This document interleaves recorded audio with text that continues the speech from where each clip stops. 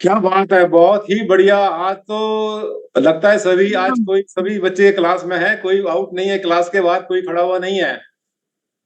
बहुत बढ़िया, बहुत सुंदर।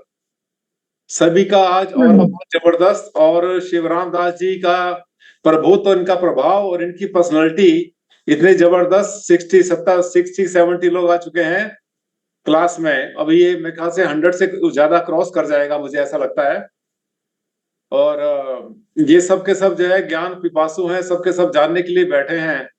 और बहुत अच्छा लग रहा है। अभी तो शिवराम दास जी फोन पर है, बाकी कहाँ गए यार? बड़े एडमिन लोग कहाँ हैं? अरे मुद्दई कहाँ है? अशोक कुमार जी आ गए? आप आ गए, वेरी गुड। वो कुणाल जी में, अरे बहुत बढ़िया, वेरी गुड। और सुब्रतो जी कहाँ है? जो मिश्रा जी कहाँ है? संतोष मिश्रा कहाँ रह गए? तो मिश्रा जी बात करें शिवराम दास जी से। अच्छा, वही बात कर रहे हैं कि अच्छा उनको इंट्रोडक्शन ले रहा हूँ। सबके बीच में कहना नहीं, सबके बीच में नहीं बोलना चाहिए, है ना? चलो, बहुत बढ़िया, वेरी गुड, बहुत ही बढ़िया। कुछ लोग तो बड़े रेगुलर है इसके अंदर जो है, जो आते रहते हैं और जिनकी पोस्ट भी आती रहती है, दिखते भी रहते हैं। अलका जैन जी कभी मिस नहीं करती। नमित जी सब ये है, ये सब बहुत ही बढ़िया। आ गए हमारे, जब आ गए हमारे सुब्रतो जी। आइए जी, आइए। केमन आछे? आशन बॉशन। নমস্কার জি। आशन बॉशन। केमन केमन आछे? ভালো আছি, আপনি কেমন আছেন? केमन हमें भालो आछी। वेरी गुड, খুব बहुत ভালো। बढ़िया, बहुत ही बढ़िया, अति सुंदर। चलिए, आज का प्रोग्राम तो मुझे लगता है कि बहुत जबरदस्त, ये मतलब ब्लॉकबस्टर होगा। और ये बहुत कुछ नए कीर्तिमान स्थापित होंगे और बहुत कुछ सीखने को मिलेगा। मैं तो अभी यही एक्साइटेड हूँ कि क्या क्या चीजें सीखेंगे, बहुत कुछ नया सीखेंगे। मैं तो कम से कम 2-3 पेपर ले लेता हूँ, ज्यादा अच्छा रहेगा। मुझे नहीं पता आप में से जो है कितने लोगों को प्यास रहती है, सीखने की भूख रहती है। मुझे सबसे ज्यादा रहती है, मैं सीखने को हमेशा तैयार रहता हूँ। मुझे कुछ सिखा दे आके। एक तो क्या होता है कि चेहरा देख कर लोग सिखाते नहीं, बोलना ही बंद कर देते हैं। सर आप तो गुरु है, कहे कि गुरु भाई तुम बताओ ना, सबसे सीखना है हमें। हमें तो सबसे सीखना होता है। आ गए हमारे सभी लोग, आ गए हैं। प्रणाम प्रणाम सर जी। हाँ जी, हाँ जी, नमस्कार जी, नमस्कार जी। हाँ जी, मिश्रा जी। जी नमस्कार सर। नमस्कार, बागडोर संभालिए साहब, मिश्रा जी। नमस्कार सर, प्रणाम। प्रणाम। नमस्कार, नमस्कार जी।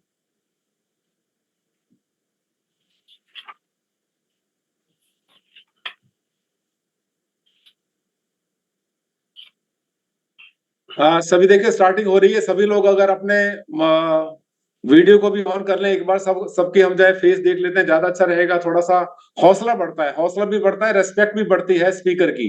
उसको अपनी इज्जत महसूस होती है कि सब लोग मुझे सुना रहे। वाह, के देखा आ गए सब लोग, कितनी बढ़िया बात है। नमस्ते सर, सभी को नमस्ते। नमस्ते मैं महाराज जी। ट्रैवलिंग में है तो थोड़ा वीडियो ऑफ रख रही है। वही सर बात जी है। नमस्कार। हाँ, बागडोर सर नमस्कार, प्रणाम। प्रणाम प्रणाम, नमस्कार नमस्कार, सभी को बहुत बहुत प्रणाम, नमस्कार सबको। नमस्कार सर। श्री राम। जी जी नमस्कार जी, सर। भाग्य और सौभाग्य सभी का। हाँ जी।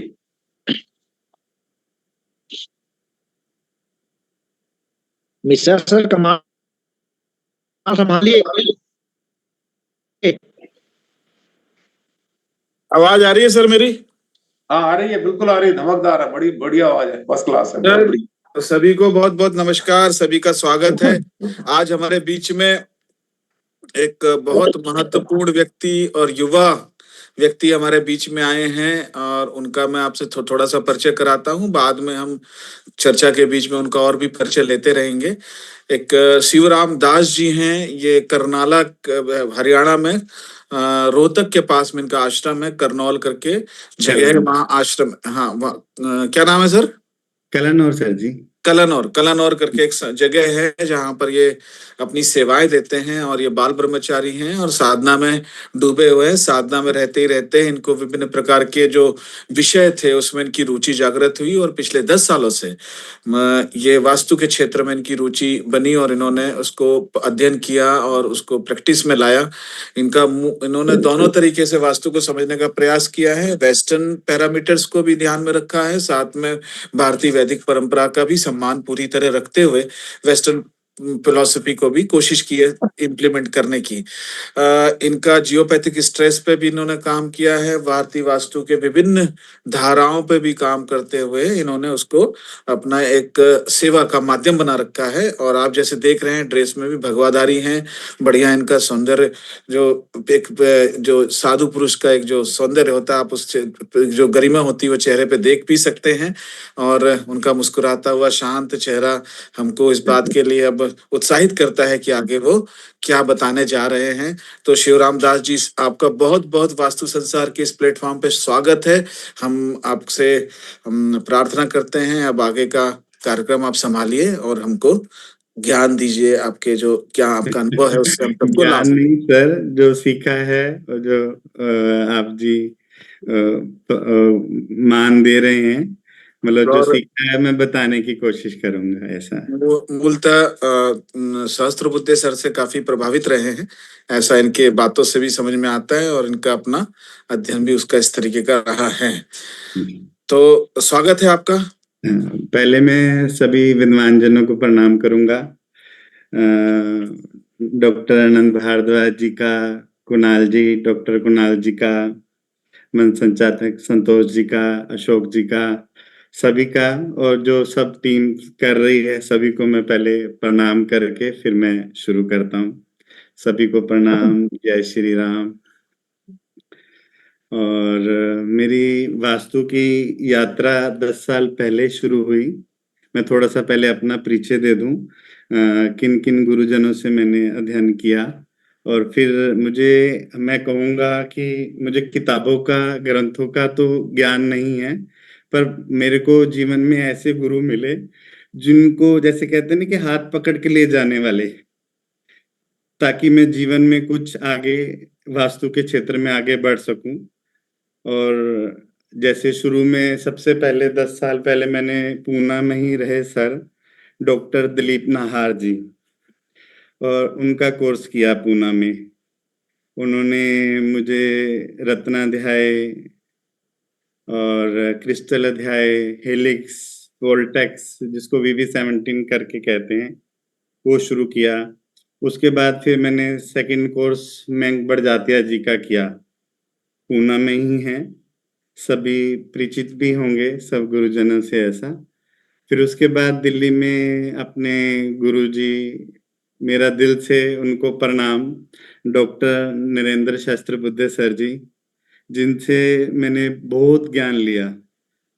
मतलब ऐसा कि जैसे मुझे हाथ पकड़ के वो, चल बेटे साथ चल, मैं तेरे को सिखाता हूँ। जैसे दिल्ली आना, रोहतक आना, मतलब सब साइड पे मुझे अपने साथ लेके सब प्रैक्टिकल दिखाया, सिखाया। मतलब उनका दिल से मैं धन्यवाद करना चाहूंगा, और उनसे आशीर्वाद लेके मैं अपनी जो मैंने सीखा है वो सब में बताना चाहूंगा ऐसा। फिर उसके बाद मेरा शिव कुमार सर जी से रहा इंदौर में, सर ने हरिद्वार में कोर्स लिया, तो फिर मैं हरिद्वार में शिव कुमार सर जी से जुड़ा।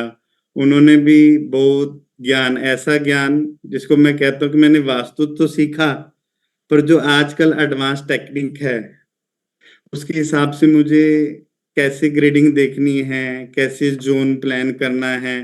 पहले मैं वास्तु तो कर रहा था, ऐसा नहीं कि नहीं कर रहा था, पर शिव कुमार सर के साथ जुड़ने के बाद मुझे समझ आया कि डिग्री टिल्ट होने के बाद देवता कहाँ शिफ्ट हो जाते हैं, मुझे समझ में आया। उससे पहले तो मैं, जैसे वास्तु में होता है कि इतने ग्रह छोड़ के इतना बना दो, वहां देवता को उजागर कर दो, पर जब शिव कुमार सर से सीखा तो मैं बहुत ऐसा कि जैसे मैंने बहुत कुछ पा लिया ऐसा।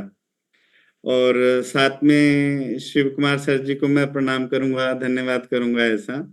अब आज की जो क्लास रहेगी अपनी रत्नाध्याय के ऊपर है, और इसमें 2 ग्रंथों के हिसाब से रत्नाध्याय हैं ऐसा। और इसमें शिव रामदास टेक्निकल के नाम से श्री कुणाल जी, डॉक्टर कुणाल जी, शिव रामदास टेक्निकल के नाम से अपनी टीम है। वो साथ साथ जैसे मैं बोलूंगा वो साथ साथ शेयर करेंगे, तो उनको आप परमिशन दें स्क्रीन शेयर करने के लिए, ताकि सबको समझना इजी हो जाएगा ऐसा। और इसमें हम पहले क्या मतलब रत्नाध्याय में जैसे दो मेथड है, एक मैमतम एक मानसार करके ग्रंथ का है, और इसमें जिसमें राहु पद्धति से और केतु पद्धति से रत्नाध्याय का है। पहले आप जी सर जी बताएं कि मैं किस पे शुरू करूं ऐसा। आप किसी से भी एक से शुरू कर दीजिए। केतु मेथड ज्यादा प्रचलित है तो वहां से शुरू करिए, और दोनों में अंतर भी बताइए कि कब करना चाहिए और क्यों करना जी चाहिए। जी बोलो। केतु और राहु सर जी दोनों दो ग्रंथों का है।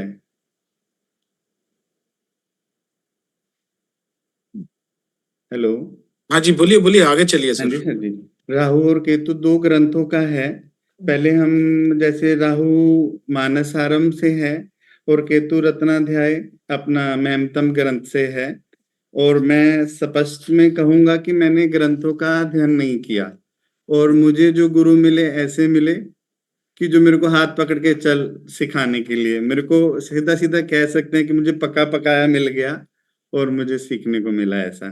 पहले हम फिर चर्चा करते हैं केतु रत्न अध्याय की। आप एक बारी स्क्रीन पे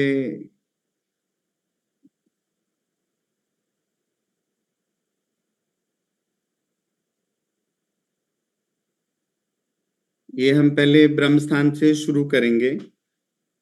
और ब्रह्म स्थान तो सबको पता ही है कि ब्रह्म स्थान तो मिड सेंटर में जहां बनेगा ब्रह्म बिंदु, तो ब्रह्म स्थान का रहेगा। ग्रंथ के हिसाब से जो यहाँ का रतन है वो मानिक है ऐसा। और इसमें शिव कुमार सर से जैसे ग्रंथों के हिसाब से उन्होंने बताया कि यहाँ के देवता ब्रह्मा हैं ऐसा।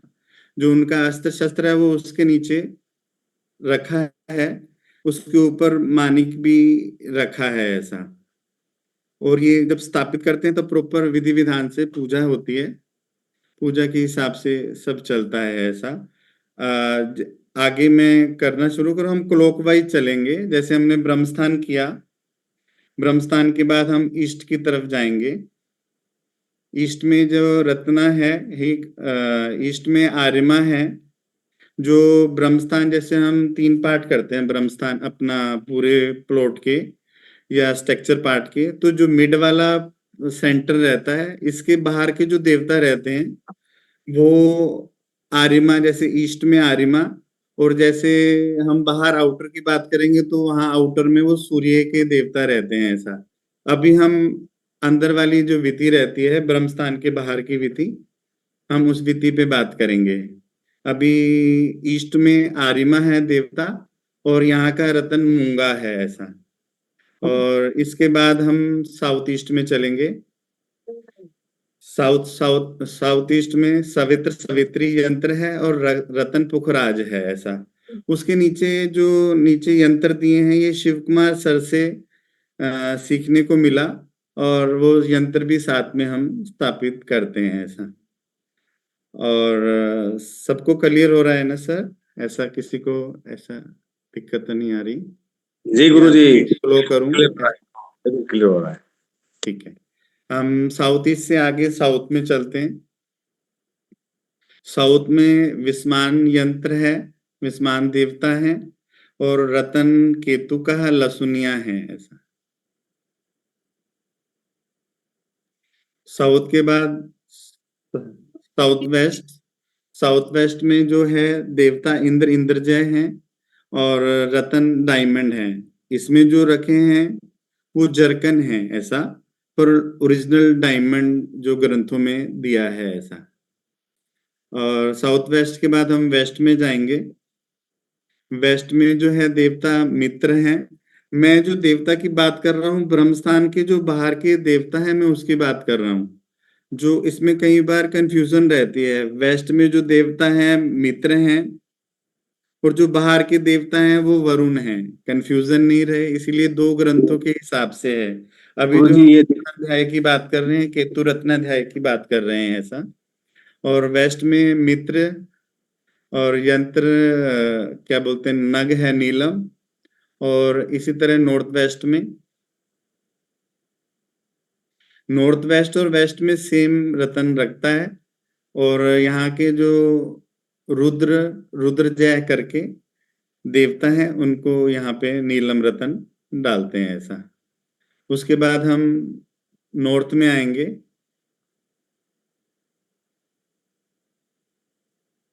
नॉर्थ में जो है भूधर देवता हैं, और जो बाहर है वो सोम देवता हैं। यहाँ पे भूधर देवता में हम पन्ना डालते हैं, और नीचे भूधर यंत्र हैं, जो भूधर यंत्र के चिन्ह दिए हैं जो ग्रंथों में दिए हैं, वो सब प्रॉपर ग्रंथों के ही हैं ऐसा। उसके बाद नॉर्थ के बाद हम नॉर्थ ईस्ट में आएंगे। नॉर्थ ईस्ट में आप वस्त्र यंत्र है, और यहाँ पे चांदी और मोती डालते हैं ऐसा। अब अपना एक मेथड अपना ये वाला क्लियर हुआ, और इसमें ये पूरे के हिसाब से भी, जैसे ब्रह्मस्थान में मानिक, ईस्ट में मूंगा, साउथ ईस्ट में पुखराज, साउथ में केतु लसुनिया, साउथ वेस्ट में डायमंड, और वेस्ट में नीलम, नॉर्थ वेस्ट में नीलम, नॉर्थ में पन्ना, नॉर्थ ईस्ट में मोती। जो अंदर के देवताओं के नाम हैं, जैसे ईस्ट में आर्यमा, साउथ ईस्ट में सवित्र सवित्री, और विस्मान साउथ में, साउथ वेस्ट में इंद्र इंद्रजय, वेस्ट में मित्र, और नॉर्थ वेस्ट में रुद्र रुद्रजय, नॉर्थ में भूधर, और नॉर्थ ईस्ट में आप वस्त करके देवता हैं, और उनको हम ऐसे करके स्टोन लगा के उसको वहां की एनर्जी को बढ़ाते हैं। और ये ग्रंथों के हिसाब से ही है, और मैंने अपने जीवन में अनुभव किया है। जैसे वास्तु अपनी जगह मूल है, वास्तु को हमने साथ पकड़ के मूल वास्तु को ही पकड़ना है। वास्तु के होने के बाद भी हमने काफी जगह देखा, वास्तु ठीक होने के बाद भी जमीन की एनर्जी अच्छी नहीं होने की वजह से भी उसको तकलीफ रहती है। जो यंत्रों का, स्टोन का और हेलिक्स जैसे यंत्र रहते हैं, इनको करने से जमीन की एनर्जी को हम बढ़ा सकते हैं। हम मूल में देखेंगे तो वैदिक वास्तु ही चलेगा। वैदिक वास्तु जैसे जो नॉर्थ ईस्ट में होना चाहिए वो नॉर्थ ईस्ट में होना चाहिए, साउथ वेस्ट में सेप्टिक टैंक, बोरिंग, जहाँ जो जिसकी जहाँ ग्रंथों में लिखा है वो वही होना चाहिए। हम सोचे कि हम उसको गलत करके ट्रीटमेंट करके उसको अच्छा रिजल्ट लेंगे, वो रिजल्ट अच्छा नहीं मिलता। अच्छा रिजल्ट लेने के लिए हमें दोनों चीजों को पकड़ के चलना पड़ेगा। वैदिक वास्तु और वैदिक वास्तु में जो स्टोन एनर्जी को बढ़ाने के लिए दिए हैं वैसे पकड़ के चलना पड़ेगा। आगे हो तो आगे राहु मेथड से हम शुरू करें।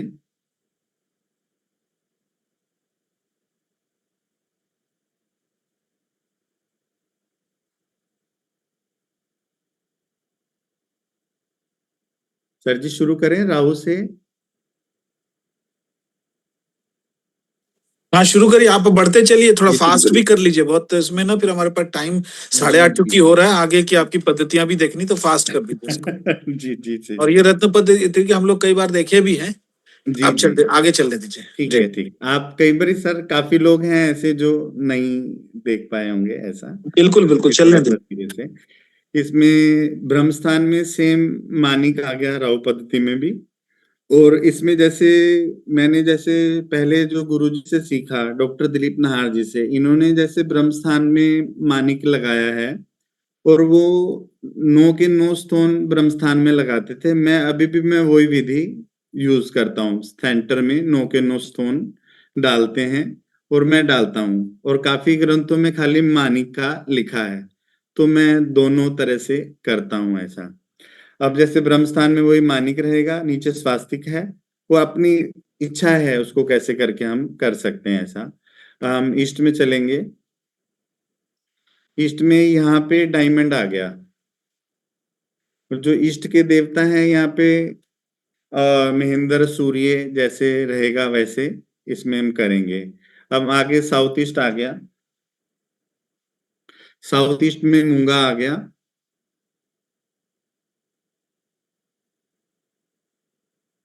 साउथ ईस्ट के बाद साउथ में नीलम आ गया, साउथ वेस्ट में पुखराज आ गया, वेस्ट में पन्ना आ गया, नॉर्थ वेस्ट में,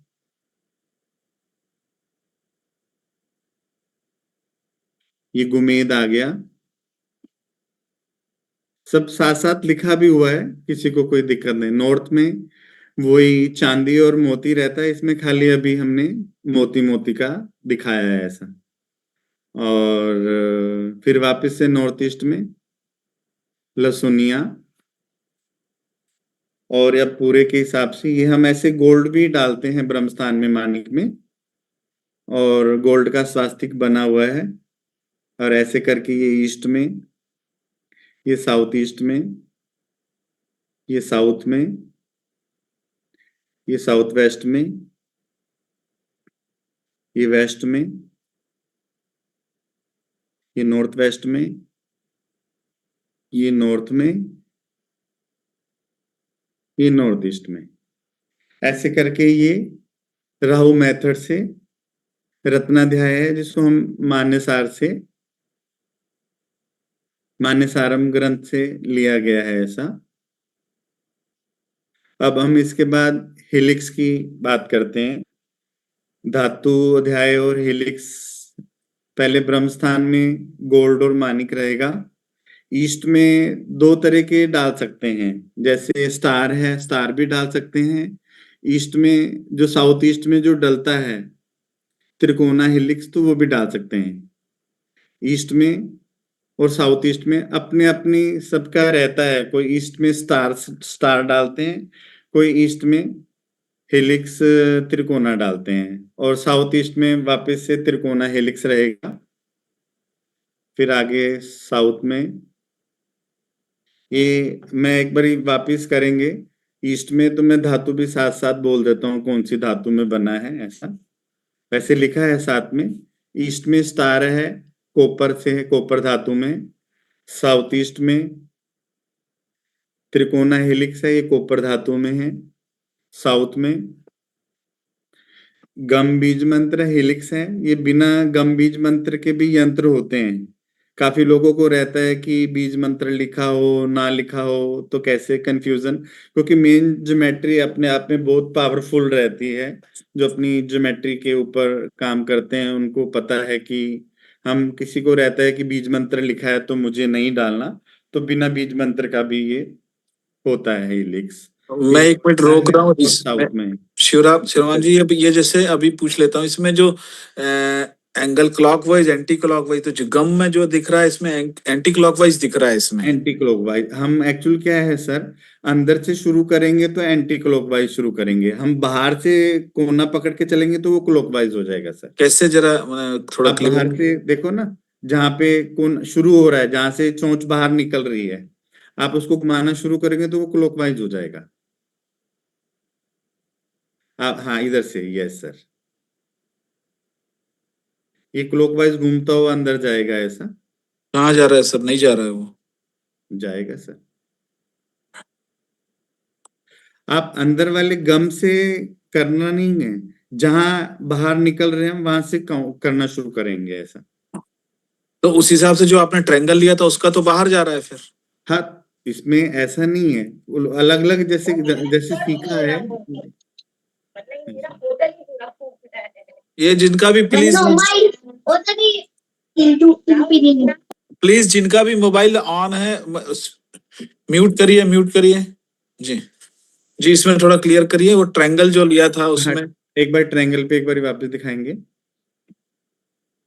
इसमें भी देखो ना सर, एक पीस जो इसमें गलती से रखा गया है ना, उल्टा रखा गया है। आप बीच वाला देखो जिसमें हरीम लिखा गया है, जिसमें हरीम लिखा हुआ है ना, जो सेंटर में पड़ा है, आप उसको घुमाएंगे तो वो क्लॉकवाइज घूमता हुआ जाएगा ऐसा। यंत्र जिस बच्चे को बोले थे उन्होंने रखे हैं तो उल्टा रखा गया होगा ऐसा। वो तो ये हेलिक्स ज्योमेट्री जो है सेम है। आपको लग रहा है क्लॉकवाइज रखना है तो क्लॉकवाइज रखो, आपको लग रहा है तो एंटी क्लॉकवाइज, तो ज्योमेट्री नहीं काम करना है। एक तरफ से तो क्लॉकवाइज होगा, एक तरफ से एंटी क्लॉक होगा, तो उससे कुछ मेरे हिसाब से फर्क नहीं पड़ना चाहिए ऐसा। आगे चलें सर। गुरुजी एक प्रश्न था। प्रश्न वाला हम बाद में कर लें तो चलेगा ऐसा। त्रिपाठी जी बाद में लेंगे। आप लिख दीजिए, उसमें लिख हाँ, दीजिए। इसमें लिख दीजिए, बाद में ले लें तो चले ऐसे, क्योंकि फिर रिदम टूट जाएगी। चैट डिसेबल्ड है। जैसे सर किसी के आप बाद में लेंगे किया त्रिपाठी। है, मतलब दोनों मेथड से देखेंगे ना, अंदर से काउंट करना शुरू करेंगे तो एंटी क्लॉक होगा, बाहर से करना शुरू करेंगे तो क्लॉकवाइज होगा। मतलब ये एक बिना बीज मंत्र का रहेगा, तो हम उल्टा सीधा जैसे करना चाहेंगे अपनी भावना के हिसाब से वैसा हम कर सकते हैं ऐसा।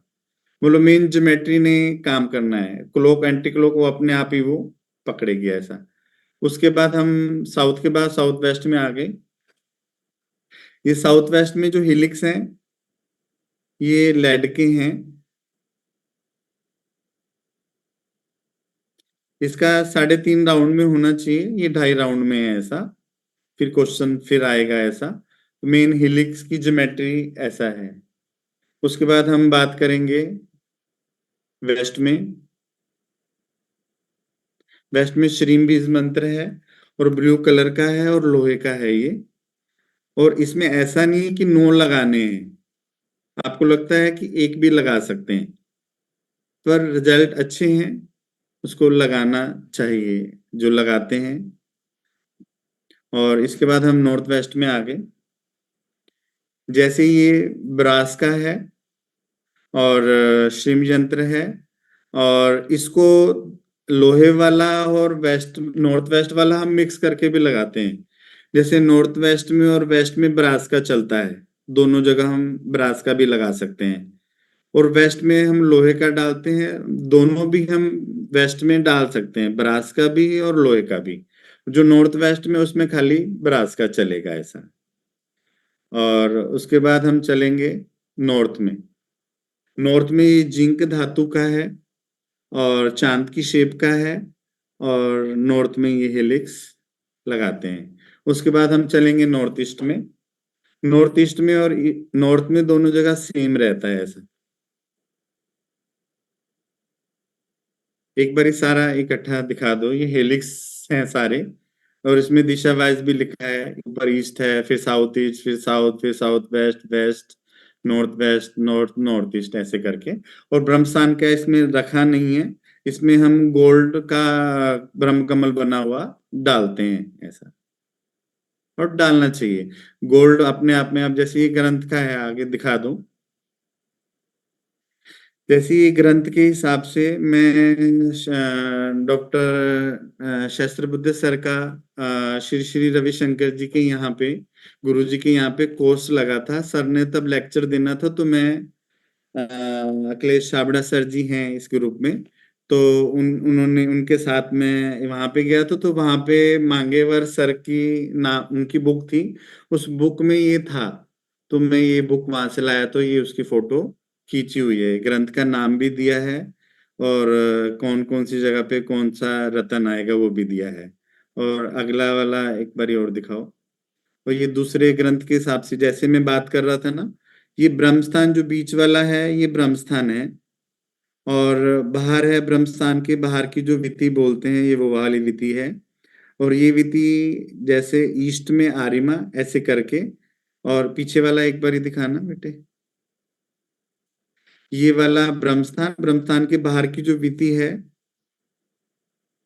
पिशाच विति, उसमें अंदर वाली वो देव विति, उसके अंदर वाली ब्रह्म विति ऐसा। हम राहु वाला जो है मेथड वो बाहर की विति से है, और अंदर वाला जो मेथड है वो केतु की विति से है ऐसा। और मैं अपना अनुभव की बात करूं तो जो मैंने पहले सीखना और करना शुरू किया, तो मैं पहले राहु वाले मेथड से करता था। फिर सर से अपने नरेंद्र शास्त्र बुद्ध सर जी ने केतु रत्नाध्याय वाले से, फिर उन्होंने किया तो फिर उनके हिसाब से किया। पर मैंने बंद दोनों में से कोई भी नहीं करा, राहु भी किया और केतु भी किया, और फिर मुझे उसके रिजल्ट अच्छे ही मिले। मतलब ऐसा नहीं कहूंगा कि मैं राहु मेथड से स्टोन डालने से अच्छा है या केतु डालने से वो ज्यादा अच्छा है, और मैंने दोनों को ही मिक्स करके दोनों को ही करा ऐसा। और इसमें एक कलश का है, मैं कलश जैसे ये सर सर्कल,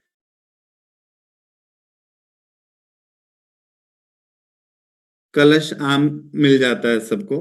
हम कलश के अंदर ये वाले धान डाल के साथ में इसका रत्न रख के हम कर सकते हैं। जैसे सेंटर में गेहूं और मानिक, ईस्ट में लिखा है मसूर की दाल और मूंगा, साउथ ईस्ट में चने की दाल और पुखराज। ये रत्न है वो केतु थेरेपी से हैं, और साथ में इसके साथ धान, और वैसे हो सके तो यहाँ का लोटा भी उस धातु के हिसाब से होना चाहिए जो यहाँ की धातु है। और ऐसा पॉसिबल नहीं होता जैसे नॉर्थ में चांदी होनी चाहिए, नॉर्थ ईस्ट में चांदी होनी चाहिए, ईस्ट में चांदी होनी चाहिए, तो इतना कॉस्टली हो जाता है। तो इसलिए फिर मैं सब जगह कॉपर का ही करके चलता हूँ ऐसा। तो हम साउथ में आ गए तो यहाँ पे तिल आ गए और नग आ गया केतु का। साउथ वेस्ट में वापस चावल चीनी आ गया ऐसा। वेस्ट में उड़द आ गए, काले उड़द। फिर वापस नॉर्थ वेस्ट में काले उड़द, नॉर्थ में मूंगा और पन्ना, और नॉर्थ ईस्ट में चावल और मोती, ऐसा करके। ये अब आज इतना ही रखना है या आगे और बोलें सर, कैसे? मेरे होटल के चलिए सर, चलिए। अभी तो पार्टी शुरू हुई है साहब। हाँ, पार्टी शुरू, ठीक है सर। हाँ ये जी, हाँ जी। ब्रह्म स्थान जैसे ये पूरा हम, ये जो मैं आज शंकु स्थापना की और शंकु पॉइंट के बारे में हम बात करेंगे। जैसे जो ये पूरे 9 के 9 बने हैं, जो अंदर का पार्ट है ऐसा, अंदर के पार्ट के भी हम 9 भाग करते हैं, ठीक है। उसमें जो ये पॉइंट निकल के आता है ब्रह्म स्थान से शंकु स्थापना की, यहाँ पे ये पॉइंट रहता है। और इसी में ही जैसे नॉर्थ ईस्ट आजकल क्या होता है कि डिग्री प्लॉटों के हिसाब से ना टेढ़ी मिलती हैं, और जो ये शंकु स्थापना का रहता है, शंकु स्थापना जो रहती है नॉर्थ ईस्ट से जो लेके नाड़ी चलती है, जो साउथ वेस्ट शिकी से लेके जो पितरों की नाड़ी रहती है, इस नाड़ी के पे ही आता है वो पॉइंट। अब किसी का विदिशा वास्तु है तो उसका वो ऐसे टेढ़ा नहीं जाएगा। एक बारी जो ग्रेडिंग बनी हुई है ना 0 डिग्री के हिसाब से, ये वास्तु पुरुष मंडल है। जैसे 9 अंदर का ब्रह्मस्थान का पार्ट है, जहाँ 4 नंबर लिखा है ये नाभि पॉइंट है ऐसा। और इसमें जो ग्रेडिंग दी है 0 डिग्री है, 0 डिग्री में 100 बाई 100 का प्लाट लिया है। इसमें जो नाड़ी जा रही देखेंगे ना, नॉर्थ ईस्ट से साउथ वेस्ट की तरफ जो नाड़ी जा रही है, नॉर्थ ईस्ट इधर है प्रजनने वाली तरफ, शिखी वाली तरफ, यहाँ से जो नाड़ी जा रही है जो ये वाली, यहाँ पे करके ये पॉइंट आएगा। ऐसा नहीं कि हर बारी वो टेढ़े में ही नॉर्थ ईस्ट से साउथ वेस्ट में जाएगा। अभी मैंने 2 एग्जांपल लिए हैं, जैसे एक 0 डिग्री से लिया है, उसके बाद फिर दूसरा एग्जांपल 45 डिग्री से लिया है। 45 डिग्री करते प्लाट वही सेम साइज है, 100 बाई 100 है और 45 डिग्री है। डिग्री करते ही नाड़ी एकदम सेंटर में आ गई, जिसको हम कहेंगे शिखी से पितृ वाली जो नाड़ी रहेगी, उसके जो नाभि पॉइंट रहेगा वो यहाँ पे रहेगा ऐसा। अब नाभि में शंकु आपको दिखा देता हूँ।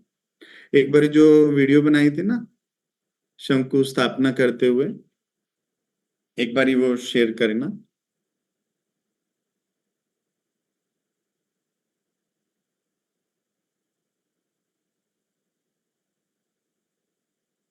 वीडियो में है, पहले 1 मिनट की है सर, 7-8 मिनट की वीडियो है, शेयर करूं ताकि सबको स्थापना करते हुए पता लग जाएगा कि कैसे कैसे क्या करते हैं ऐसा।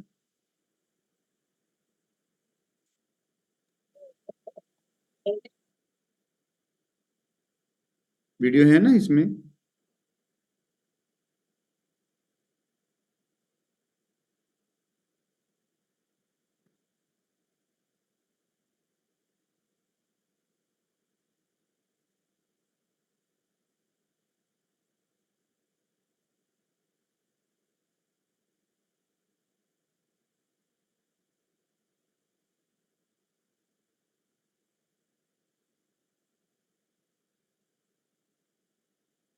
सर 1 मिनट, डाउनलोड हो रही है, थोड़ा सा समय लग रहा है, 1 मिनट।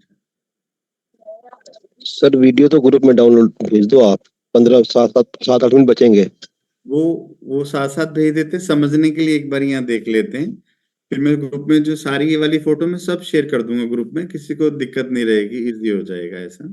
हाँ, वैसे सजेशन ठीक है, उसमें डाल सकते हैं। अब 7-8 मिनट क्यों हम आगे, क्योंकि अब आज लेट शुरू हुआ है 15 मिनट। नहीं सर, 8 बजे शुरू आ गया था मैं तो। पर बोलो वही आठ कह रहे हैं देख 6-7 लेंगे मिनट बच तो जाएंगे। ज्यादा अच्छा है, क्योंकि अभी सब बैठे हैं तो सब देख लेंगे, नहीं तो बाद में क्या रहेगा, देखते हैं करेंगे तो उसमें फिर मेरे हिसाब से छूट जाएगा ऐसा। कोई इशू नहीं है सर, करिए करिए, शेयर करिए आराम से। जी सर जी।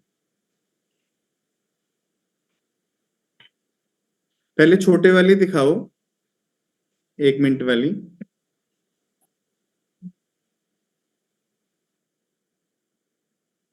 ये शंकु है। शंकु के ऊपर जैसे मैंने बताया ना कि मैं 9 के 9 स्टोन लगाता हूँ। ब्रह्मस्थान में मैंने सेंटर के ऊपर जो रखा है गोल्ड और मानिक रखा है।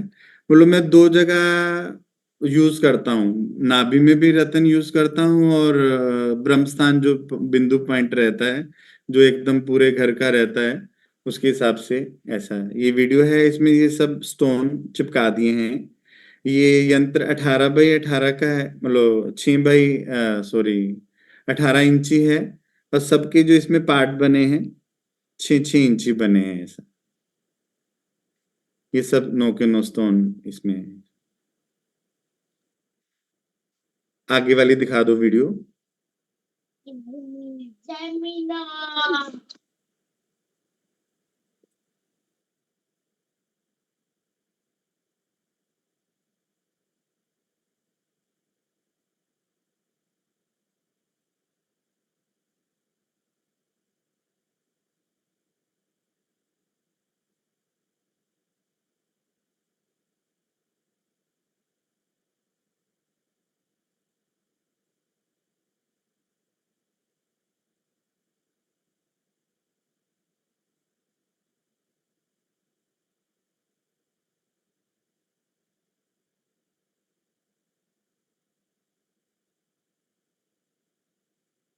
ये शुरू से ये वीडियो, ये पहले वाली जो है वीडियो, हाँ यही चलाओ, नीचे वाली, बीच वाली, हाँ ये 8 मिनट वाली।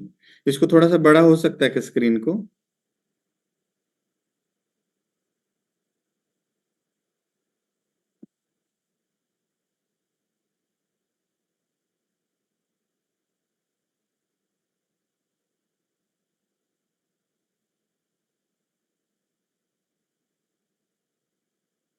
ये सबसे पहले जो शंकु स्थापना करते हैं उसके नीचे स्वास्तिक और स्पाइरल, नीचे सबसे पहले चावल, हल्दी, चंदन पाउडर सब मिक्स करके नीचे पहले आसन देते हैं। उसके बाद फिर ये स्वास्तिक रख के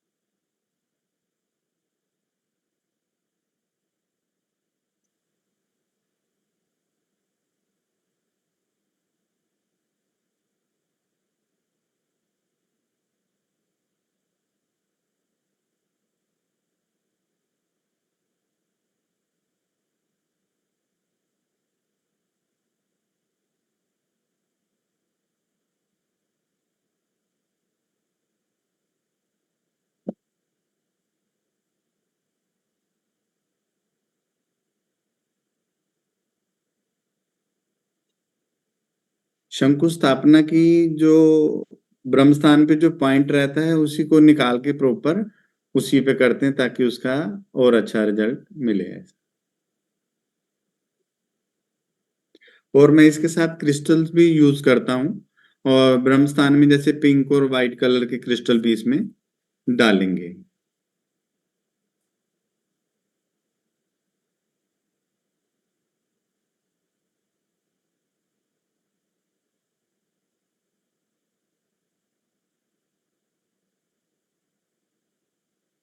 जैसे ये स्नान करवा रहे हैं, जैसे गंगा जल, गौमूत्र, कच्चा दूध, पंचामृत, धान।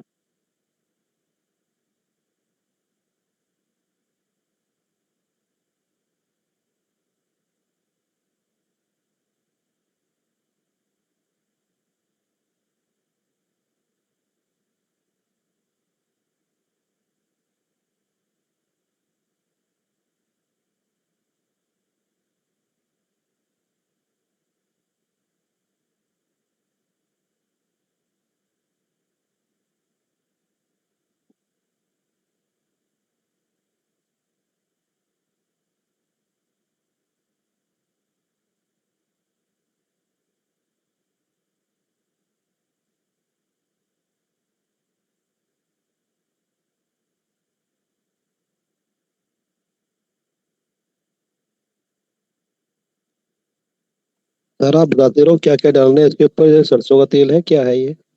ये दूध के बताया नहीं बाद? सर, गंगा जल, गौमूत्र और पंचामृत।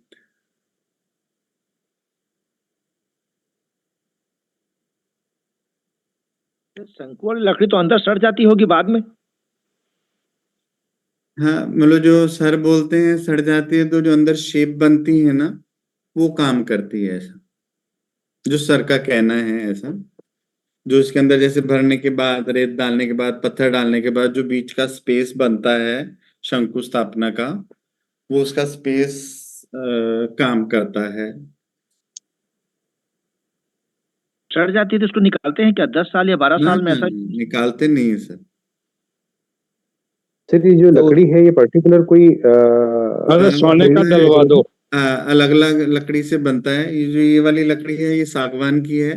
वैसे कीकर जी को जी छोड़ के हम नीम है और जी और जो लकड़ी इजी मिल जाए उसमें जी जी बना सकते हैं ऐसा। अब जैसे ये हल्दी पाउडर है, कुमकुम है, सब ये जो सामान सब डाल रहे हैं ना, मैं सब आपको लिखा हुआ सब विधि साथ में पोस्ट करूंगा कि कौन कौन सा सामान क्या डाला। जैसे ये चंदन पाउडर है।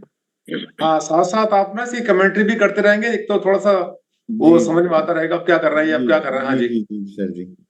सर ये जैसे एक यहाँ पे अभी सभी से कर अशोक भाई, सभी से निवेदन है, प्रश्न लिख लें और वीडियो के बाद में बताएंगे, है ना।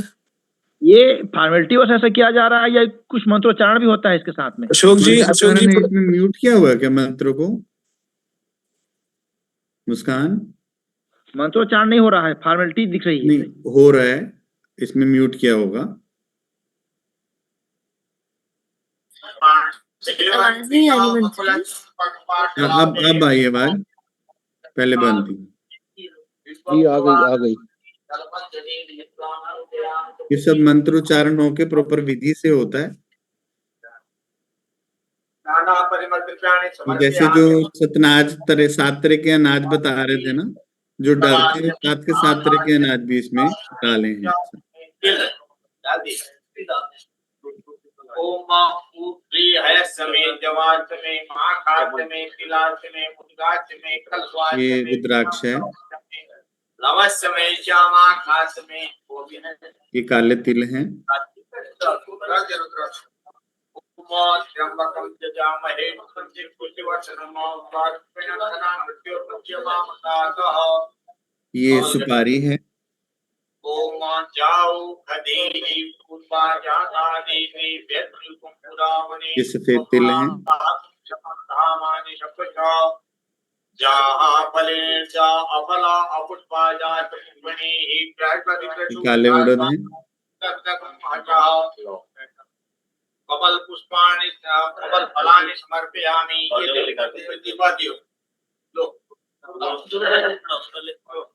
लो कांडात परोहन्ति परुखः परुखध्वनि जीवानो दूर्वे तदनुसारते नसते नसः।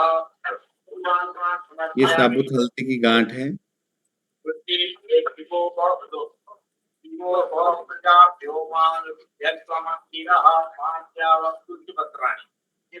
तुलसीपत्राणि समर्पयामि नाना परिमलद्रव्याणि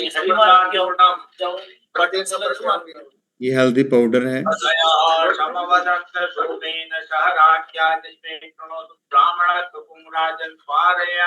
हरिद्रा घटानी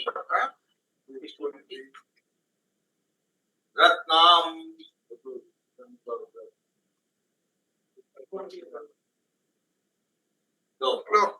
ओम परिवार ये क्रिस्टल डाल रहे हैं। ये पिंक कलर की क्रिस्टल है और व्हाइट कलर की क्रिस्टल स्थान और नाभि पॉइंट में डालते हैं।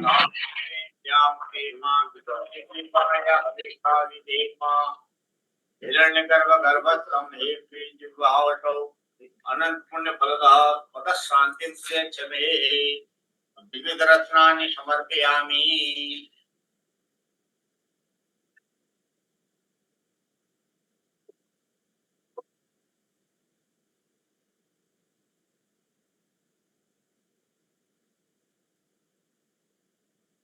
ओम यत्र बाणाः सम्पतन् शांति कुमार आप इशिका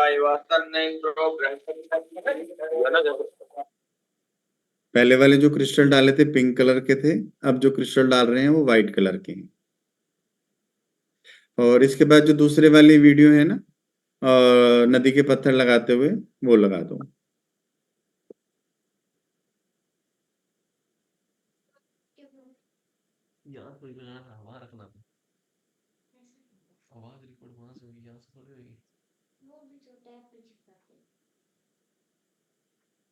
स्पीकर पे झुकाते हैं, जब स्पीकर है तरगुन ने स्पेशल बोला था स्क्रीन के पास रखिए। मैंने यहाँ पे रखा था, यहाँ पे रखा हुआ जज ना वहाँ लिस्ट पा रहे अभी रोटी खाने का रिकॉर्डिंग होती रहेगी है ना। कुणाल जी चैट बॉक्स ओपन कर दीजिए। सर उसमें ना न्यू चैट का ऑप्शन आ रहा है एक, और उस पर क्लिक करके एडमिन को मैसेज भेज सकते हैं। किसी को भी अगर चैट करनी है तो उसमें एक आ रहा है एवरीवन, एक आ रहा है न्यू चैट। एवरीवन डिसेबल्ड है, न्यू चैट पे जाएंगे तो एडमिन को आप मैसेज भेज सकते हैं, होस्ट को मैसेज भेज सकते हैं। और अभी शिवराम दास जी टेक्निकल के पास होस्ट है तो उनके पास डायरेक्टली मैसेज जाएंगे, वो क्वेरीज का आंसर कर पाएंगे बड़े आराम से। अच्छा तो अच्छा अभी उनके पास है। जी जी जी, इसलिए आप कुछ नहीं कर पाएंगे। ठीक है, तो गेट खत्म होने के बाद ले लेंगे, कर लेंगे। तो कर रहे हैं आपसे ज्यादा ले तेरे पे वो अगर होस्ट को कोई मैसेज करना चाहता है अभी भी भेज सकता है। न्यू चैट पे क्लिक करके आप बड़े आराम से मैसेज शेयर कर सकते हैं उसको। अभी फिर रहने देते हैं, वो फिर क्वेश्चन आंसर फिर बीच में डिस्टर्ब करेगा। मैं डालते बस रहने की बात कर रहा हूँ। सर ये डाउनलोड नहीं हो रही, छोड़ दें, जब डाउनलोड हो जाती तो फिर कोई इशू नहीं है सर, इसको ग्रुप में शेयर कर दीजिएगा। मैं ग्रुप में शेयर जो प्रोसीजर था वो हमने समझ ही लिया है, आगे इसको कंटिन्यू करते हैं। जी जी जी सर जी, ठीक है। ये सब ग्रुप में डाल दो, जो अपनी सारी फोटो हैं, अलग अलग हेलिक्स की हैं, इकट्ठे हैं, अलग अलग स्टोन की हैं, एक बार अब शेयर करो। इतने हम आगे फिर शुरू करते हैं। वो वीडियो भी उसमें आ जाएगी तो डाउनलोड सब अपने हिसाब से करके देख लेंगे ऐसा।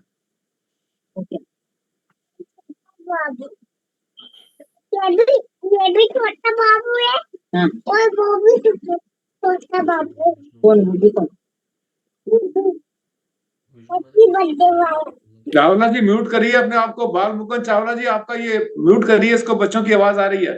सर आप और कुछ शेयर कर रहे हैं या अभी? हो गया सर जी, हो गया। धातुध्याय और हेलिक्स का और रतन के लिए कहा था आप जी ने, तो ये हो गया है। तो आगे बहुत सारा, तो फिर आगे मैंने तैयारी इतनी तक ही कर रखी थी सर। ठीक है, अब बहुत सारे क्वेश्चन माइंड में आए। इतना आपका जितना प्रोग्राम था इसमें भी बहुत सारे सवाल मन में आए सभी पार्टिसिपेंट्स के। मिश्रा जी क्वेश्चन इनसे ले लें आप। मैं दे रहा हूँ सर। बिल्कुल सर। ये कहाँ पे कैसे करें? मुस्कान आप उसको गुणाल जी आप होस्ट करके वो ले लीजिए ना, वापस डाल दीजिए चैट बॉक्स में जितना। मैं संतोष जी आपको होस्ट बना रहा हूँ, सारे क्वेश्चन आपको मिल जाएंगे।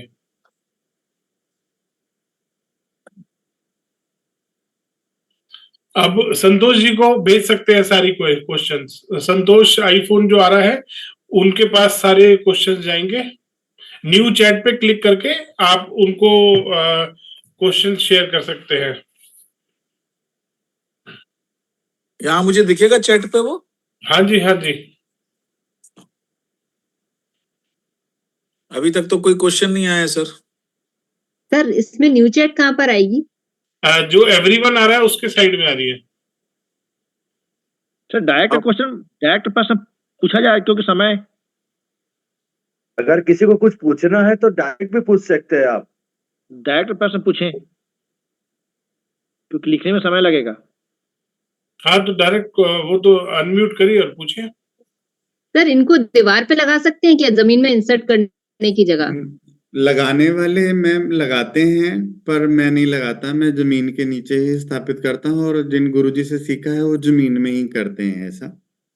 लगाने वाले लगाते हैं, और मैं ऐसा कहूँ कि हाँ भाई लगाने से रिजल्ट आएगा, मैंने कभी ऐसा एक्सपेरिमेंट नहीं किया ऐसा।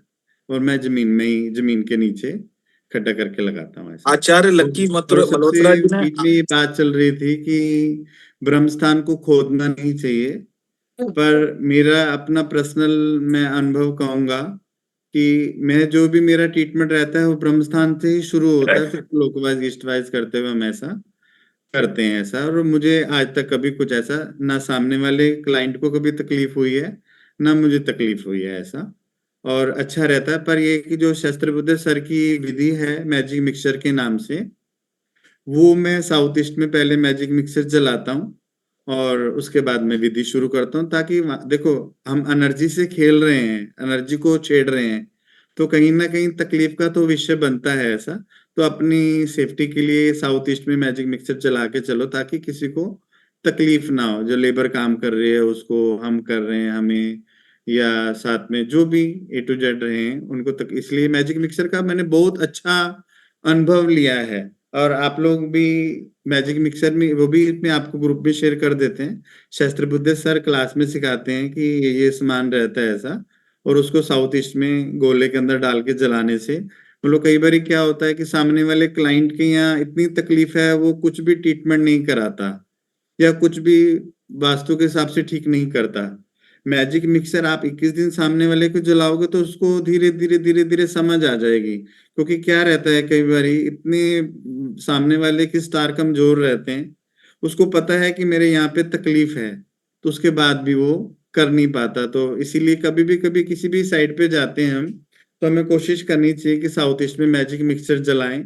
और काफी लोगों को मैंने बताया है मैजिक मिक्सर के बारे में, पर इसका बहुत एक जैसे कहता है ना कि बहुत अच्छा रिजल्ट वो बहुत अच्छा मिलता है। तो सामने वाले को धीरे धीरे एनर्जी में भी समझ आता है, कोई वहां की कोई नेगेटिव एनर्जी है वो भी ठीक होती है, और ट्रीटमेंट करते समय हमें कोई तकलीफ ना हो। थोड़ा थोड़ा शॉर्ट करेंगे, अब इसको आगे बढ़ेंगे। क्वेश्चंस है ना, एक उन्होंने आचार्य लक्की मल्होत्रा जी ने किस दिशा में कितने हेलिक्स किस दिशा में कितने लगेंगे, और बीज मंत्र वाले और बिना बीज मंत्र वाले कहाँ लगेंगे? बोलो ये अपने ऊपर है। आपका क्लाइंट सामने वाला कहता है कि मैंने 10,000 का ट्रीटमेंट करना, तो आप सामने वाले को नहीं, वैसे तो हम इसमें जैसे दिया है पंद्रियां के हिसाब से, जिसको बोलते हैं चाइना विधि के हिसाब से, किसी में 6 किसी में 8 किसी में 5। पर मैं अपना पर्सनल ऐसा नहीं कि कहाँ 9 डाल रहा हूँ, कहाँ 6 डाल रहा हूँ, कहाँ 7 डाल रहा हूँ, ऐसा नहीं करता। सामने वाले की हिम्मत के हिसाब से कि एक है तो एक, ऐसा तो ज्यादा से ज्यादा हम 9 डाल सकते हैं ऐसा। गुरुजी मैजिक मिक्सर अवेलेबल कहाँ होगा?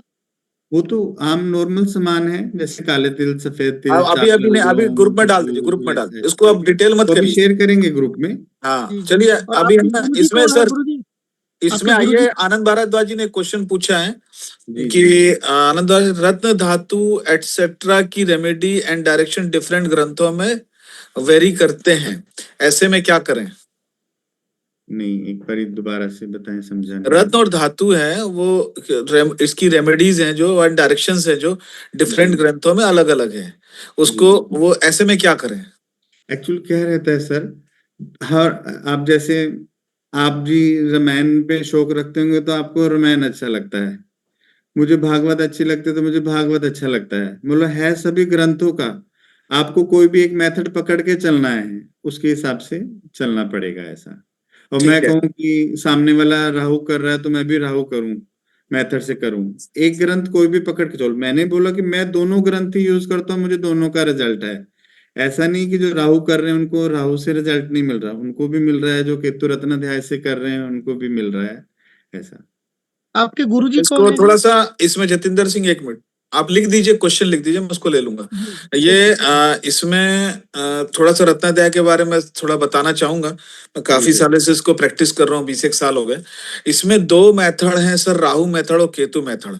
केतु मेथड को जो बताया गया मय मतम में बताया गया है, और राहु मेथड को, केतु मेथड और राहु मेथड को मानसार में दोनों को बताया गया है, दोनों को अलग अलग बताया है। बाकी जो उसमें जो भवन लिए हैं एक्सेप्ट विमान करके, विमान जिस विमान नाम के जो भवन है उसके लिए राहु मेथड को बताया गया, और बाकी भवनों के लिए केतु मेथड को ही बताया गया है। उपपीठ रचना में इसका विस्तार से वर्णन मिलता है। तो ये 2 मेथड दोनों में ही दिए, मानसर और मय मतम में, ये दोनों के आप 12वें अध्याय को पढ़ेंगे तो दोनों में ग्रंथों में आपको ये गर्भ विन्यास का जो अध्याय है उसमें डिटेल में मिल जाएगा इसको। उसके बाद के डिटेल में कहीं एक जगह विमान के बारे में दिया जहां पर राहु मेथड को बताया गया। मग्गीरवार सर, आदरणीय मग्गीरवार सर हमारे जो है वो राहु बेसिकली रत्नदीप जो गर्भ विन्यास की व्यवस्था है इसको उस ज्यादातर मामले में उसमें मग्गीरवार सर का ही सबको वो मिला है, प्रेरणा मिला है। शुरुआती दौर में लगभग 15-20 सालों में लोगों ने उसी मेथड में पूरे देश में काम किया। अभी लगभग 5-7-10 सालों से लोगों के थोड़ा जब ज्यादा अध्ययन हुआ, महत्तम जब ग्रंथ का अध्ययन डीपली होना शुरू हुआ वास्तु संसार में, तो जाके फिर केतु मेथड को भी करना लोगों ने शुरू किया है। अब बस प्रश्न ये उठता है कि विमान किसको कह रहे हैं और भवन किसको कह रहे हैं? दोनों ही भवन है। तो विमान नाम का भवन जो है वो क्या चीज है, इस पर प्रश्न चिन्ह अभी भी लगा हुआ है।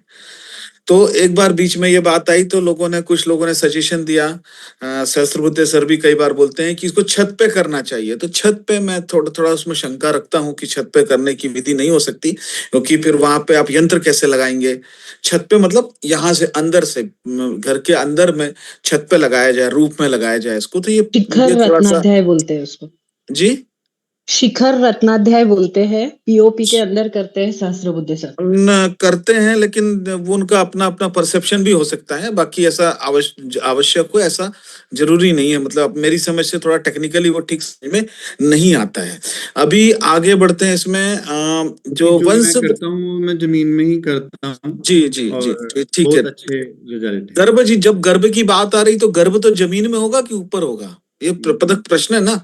शिखर में कहां से गर्भ चला जाएगा? सिर में कोई गर्भ होता है क्या? तो गर्भ विन्यास की प्रक्रियाएं हैं, तो इसलिए विमान को हमको एक बार समझना पड़ेगा। बाकी विद्वान जनों से भी मेरा निवेदन है कि विमान नाम के भवन का जो कहा गया है वो क्या चीज है, इसको थोड़ा सा अपने अपने चिंतन विचार जरूर ग्रुप में डालें। वंस द शंकु इज द सेट एज पर द ब्रह्म स्थान of a plot house bent 10 to 50 degree feet, house बनते बनते 10 फीट और ऐड कर ले तो ब्रह्म स्थान बदल जाएगा। ऐसे में और शंकु की स्थापना करें क्या? जैसे इनका सर का कहना है कि हाउस जो डिसाइड हुआ है उसमें मान लीजिए बनते शंकु डाल दिया, बनते बनते वो 20 फीट और बढ़ गया, तब ब्रह्म स्थान बदल जाएगा। तब क्या करेंगे? कैसे बन गया? जगह पर चेंज कर लिया और ऐसा नहीं, मान लीजिए एक कमरा और बढ़ा दिया, लगा कि भाई चलो कमरा एक और बढ़ाना है। ब्रह्म स्थान और नाभि पॉइंट तो वही रहेगा ना सर? नहीं, कमरा शिफ्ट होने वाले थे, कमरे दो नहीं, तो बढ़ा आप स्पष्ट करिए कि प्लॉट का ब्रह्म स्थान लेना चाहिए कि बिल्डिंग का। मतलब देखो आप जैसे अपना हमारा आश्रम ही है, 2.25 एकड़ में बना है, ठीक है। 2.25 एकड़ में जो बना है, जैसे 1000 500 गज में जो बना है, तो मैंने अलग अलग को पकड़ के लिया है। ऐसा 4 ब्रह्मा बनाए हैं, 4 शंकु स्थापना की है ऐसा। तो फिर नहीं, अब मान लीजिए उसी घर में जो आपने 1000 फीट के जो बनाए हैं उसमें हमने 200 स्क्वायर फीट और ऐड कर दिया, तब हाँ नहीं, उसको अलग से बनेगा ना सर जी। मतलब ब्रह्मा देखो जिसका है ऐड कर दिया, मतलब आपने स्ट्रक्चर में जो बनेगा तो पूरी बिल्डिंग को पकड़ के लेंगे। जैसे हमारा एक खाने की आप है, मैं समझ गया, समझ शिवराज जी, एक मिनट। सर जो पूछना चाह रहे हैं कि जैसे मकान हमने बना लिया, मैंने 520 बाय 20 30 बाय 30 गज का प्लॉट है, 20 बाय 20 गज में मैंने कंस्ट्रक्शन कर लिया। बाई चांस 5 गज का और कंस्ट्रक्शन मैंने कर लिया, फिर एक्स्ट्रा उसी में बनते बनते ब्रह्मा तो वही रहेगा ना सर। ब्रह्मा वो कैसे? बिल्डिंग का प्लॉट है तो प्लॉट को पकड़ के ही करेंगे। हम एकड़ों में नहीं जा रहे ना, बड़ी जगह में नहीं जा रहे, अभी हम प्लॉट में ही हैं। प्लॉट में तो हम ब्रह्मा पूरे प्लॉट को एक मिनट मैं समझाता हूँ आपको। जो मेरा सवाल है जी सर, मेरा ये प्रश्न मैंने डाला है तो क्योंकि सबके मन में ऐसा है कि मैंने एक मकान बनाया 50 बाई 100 में, जी सर, ठीक है, और उसमें पूरे में बना लिया, मैंने पूरी बिल्डिंग बना लिया, जो छोड़ा आगे पीछे छोड़ दिया। उसके बाद मुझे पड़ोसी ने कहा कि लो ये 20 फीट आपको अगर लेना चाहें तो ले सकते हैं। मुझे ऐसा लगा कि बच्चों की शादी होनी है, घर परिवार आगे बढ़ना है और मेरा मकान काफी बन चुका, उसको मैंने ऐड करके वहां कमरे बना लिए। मैं वहां कमरे बनाना चाहता हूँ। अब जो है बिल्टअप एरिया का जो ब्रह्म स्थान है वो भी बदल गया, मेरे प्लॉट का जो ब्रह्म स्थान था वो भी बदल गया। तो ऐसे केस में क्या हमें एक और करना पड़ेगा, शंकुस्थापना करनी पड़ेगी? तो क्या नए जो हिमाचल में है, हिमाचल में उनकी 1.25 एकड़ में फैक्ट्री थी, रत्नाध्याय मैंने वहां पे शंकुस्थापना सब किया। अब उन्होंने 2 एकड़ जगह और बढ़ा ली। ऐसे केस में मैं दोबारा से फिर अभी 5 तारीख को करने जा रहा हूँ, तो मैं फिर दोबारा से ब्रह्मा क्रिएट करूंगा ना, क्योंकि वो तो बढ़ गई जगह। ऐसा नहीं, उसमें बाउंड्री और उसमें जो एक्सटेंशन है वो तो क्लियर है। मैंने कहा कि 50 फीट पहले चौड़ाई थी, उसमें 10 फीट और ऐड कर दिया और वहां कमरे भी बना दिए, तब क्या उस 10 फीट के अंदर हमें एक शंकु स्थापना और करनी पड़ेगी? नहीं ये नहीं क्वेश्चन नहीं है। सर, इस 50 बाई 50 में तो वही सेम ही रहेगा ना। ब्रह्मा शिफ्ट करोगे तो ब्रह्मा शिफ्ट होगा, ब्रह्मा तो सेम है, तो फिर जरूरत नहीं है ना करने की सर जी। सर इस पे हम अकेले में बाद में बात कर लेंगे सर इनसे, मुझे लगता है इसमें। हाँ सर, एक पंडित लक्ष्य सर, इसमें आगे चलें सर। आनंद सर, सर आनंद सर, हाँ जी बिल्कुल, आगे चलिए। हाँ जी, इनसे हम बात कर लेंगे अकेले में सर। इसमें ड्राइंग लेके बैठना पड़ेगा सर हमें, एक्चुअली ड्राइंग पे पेपर मार करके बताएंगे, तब वो ज्यादा क्लैरिटी बनेगी उसमें। सर ये लक्ष्य शर्मा जी हैं, उपाय जो हर बिल्डिंग को बनाने से पहले करने चाहिए किसी पर्टिकुलर किसी दोष के लिए, साथ ही बने हुए मकान में अगर कोई दोष है तो सभी दिशाओं में गड्ढा करके डालने होंगे, या किसी एक दोष के लिए उसी दिशा की रेमेडी करनी होगी? मतलब इसमें जैसे रेमेडी का रहता है ना, जैसे सपोज नॉर्थ में तकलीफ है, ठीक है, तो उसके अपोजिट साउथ में भी तकलीफ मिलेगी आपको। मतलब जो मैं करता हूँ, मैं पूरा ही ट्रीटमेंट करता हूँ, चाहे बन गया है भवन तो भी, अभी बन रहा है तो भी। तो उसमें मैं सिंगल में नहीं जाता। किसी किसी में लगता है कि हमें सिंगल करना चाहिए, तो हम उस तकलीफ को सिंगल में भी ट्रीटमेंट कर सकते हैं। अब जैसे सामने वाला ज्यादा नहीं कर सकता, भवन बना हुआ है, जैसे नॉर्थ, मेरे कहने का मतलब ये है कि जैसे हम नॉर्थ एक्टिवेट कर रहे हैं, सबसे पहले तो हमें ब्रह्मा एक्टिवेट करना है, ब्रह्मस्थान एक्टिवेट करना है, चाहे गोल्ड मानिक डाल के करें। उसके बाद एक एक्सिस क्लियर कर लें। जैसे आपको लग रहा है कि नॉर्थ में तकलीफ है, नॉर्थ में जैसे सपोज वॉशरूम आ गया, या उनको, आपको सब वास्तु के विद्वान है, सबको पता है कि कौन सी चीज कहाँ किसको तकलीफ कर रही है। तो मेरे कहने का मतलब ये है कि उसके साथ दूसरा, जैसे साउथ है तो साउथ को भी ट्रीट करो, नॉर्थ ईस्ट में प्रॉब्लम है ठीक है, तो इसको साउथ यही वेस्ट इसको को भी साथ ठीक हाँ, करो। ठीक है। कहना आप ये चाह रहे हैं कि जिस जगह पे दोष है उसके अपोजिट डायरेक्शन को भी ट्रीटमेंट करिए, करना चाहिए। अच्छा है, करना जैसे चाहिए, सर बस ठीक है, चिरायु जी रहते हैं, ठीक है, और ठीक। जैसे मैं किसी के यहाँ, पहले मैं नॉर्थ का ट्रीटमेंट जैसे करता था, वहां चांदी मोती और क्रिस्टल डालता था, और मेरी चिरायु जी से बात हुई तो बोले कि आप इसके एक्सिस में लोहा भी डालो, आपको अच्छा रिजल्ट मिला। वाकई में ही उस रिजल्ट का डबल रिजल्ट हो गया, मतलब इतना अच्छा मिला रिजल्ट उस चीज से। ठीक है, तो पहले वास्तु मैं एडेड एक डिजाइन zone सर, एक activate कर रहा सर था, हो तो गया एक के साथ दो करनी चाहिए ऐसा। सर हो गया। आइए सर, एक ये वास्तु एडेड डिजाइनिंग क्या है, पता नहीं कौन क्या नाम के हैं। अगर शंकु स्थापना में ब्रह्म स्थान में प्लांटेशन हो जाए विथ अर्थ अंडरग्राउंड मॉइस्चर और water level increase after rains may got fertile as mango wood is the most physically prone to plantation. अगर वो अंकुरित हो गया, फिर ऐसे I seen one land such after effects. Secondly, is the gemstones also to be the magnetized or just buried simply without any cleansing or purification? एक बार थोड़ा सा हिंदी में एक्सप्लेन करेंगे, तो इंग्लिश की थोड़ी तकलीफ है। वही करें जिन्होंने लिखा है। मैं किया था सर, मैं माइसेल परविंदर सर। सर मैं परविंदर। हाँ जी, हाँ जी, बोलिए परविंदर जी, बोलिए। हाँ जी, नमस्कार जी। सर मेरा यही क्वेश्चन था कि जैसे मैंने एक जगह देखा, मैं वो जहाँ पे नीचे जमीन के अंदर से अंकुरित टहनियां निकल रही है, फर्श उनका फट गया था। तो फर्श उनका फट गया था, टूट गया था, और उसमें क्रैक्स आ गए थे, और उसको जब थोड़ा सा हमने तोड़ के देखा तो नीचे से पेड़ के कुछ लीव्स निकल रही थी। तो क्या ऐसा नहीं है कि लकड़ी का जब हम शंकु और नीचे डाल देंगे, अगर क्योंकि उसमें कभी वो पनप गया अंदर से नीचे से, क्योंकि मॉइस्चर करने में नहीं सर, ऐसा डालते थे वो मॉइस्चर नहीं होता ऐसा। प्रैक्टिकल में देखें तो इसमें क्या रहता है, जैसे हम सबसे पहले जगह को साफ करते हैं, मिट्टी साफ डालते हैं, साफ डालने के बाद वापस पत्थर डाल के, अभी मैं वीडियो तभी कह रहा था ना पूरी देखने के लिए, उसमें साथ में रेत से पैक करते हैं उसको, और अभी आज तक तो किसी का निकला नहीं, बाकी आगे पता नहीं। सर मैं आपको एक सर वो और कुछ परविंदर जी वो 100 में एक घटना होती है, उसको घटना मानते हैं। चलो है ना, घटना वो बहुत, हाँ, बाकी अच्छा, क्योंकि चलो। मेरे को भी 20-25 साल हो गए, इतना पेड़ तो उगते आज तक नहीं देखा मैंने अभी तक। और 20 साल में तो कोई ना कोई उग ही जाता, हाँ जी, इसलिए है ना, प्लीज एक उसको था ऐसा वो मत करिए। जेमस्टोन्स को क्या हमें डीमैग्नेटाइज करना चाहिए या ऐसे ही डाल देना चाहिए? मतलब चार्ज करना चाहिए कि नहीं, ऐसे करें? डी So, ये देखा कि उसके हर एक जेमस्टोन का ना एक मेमोरी होती है उसके पास, और एक उसके अपने एक प्लेनेटरी कर्मा होता है। क्या उसको प्योरीफाई करके और क्लीन करके डालना चाहिए या ऐसे ही डालना चाहिए? क्लीन करके हाँ, वो मंत्रों से ना सर शुद्धिकरण करके ही लगता है जी कर वो। रहे हैं उसको, ओके, शुद्ध करके डालना चाहिए ग्रंथ। सर, मतलब इसमें- एक्चुअली क्या है, आप देखो ना, कुछ भी आप ट्रीटमेंट कर रहे हो, आप उसको एनर्जी दे रहे हो ना, आप कितनी उसको एनर्जी बेस्ट से बेस्ट दे सकते हैं ऐसा। सर उसकी है ना शुद्धि की एक प्रक्रिया है परमिंदर जी, मैं माफी चाह रहा हूँ शिवदास जी, मैं बता रहा हूँ। नहीं, ये अच्छा है सर, इसमें मैंने है कभी ना, ऐसा इसमें कभी बोला नहीं, मेरे लिए पहला ही है, तो आप अच्छा ठीक है। है हेल्प कर तो रहे ये हैं। है ना, ये इसको क्या करते हैं, उसको गौमूत्र गंगा जल से शुद्ध करके फिर इसमें बीज मंत्रों के साथ स्थापना की जाती है। जो बीज मंत्र जो लगाए जाते हैं वही उसमें नई मेमोरी को क्रिएट करते हैं, क्लिनजिंग हो जाती है, नई मेमोरी शिफ्ट हो जाती है।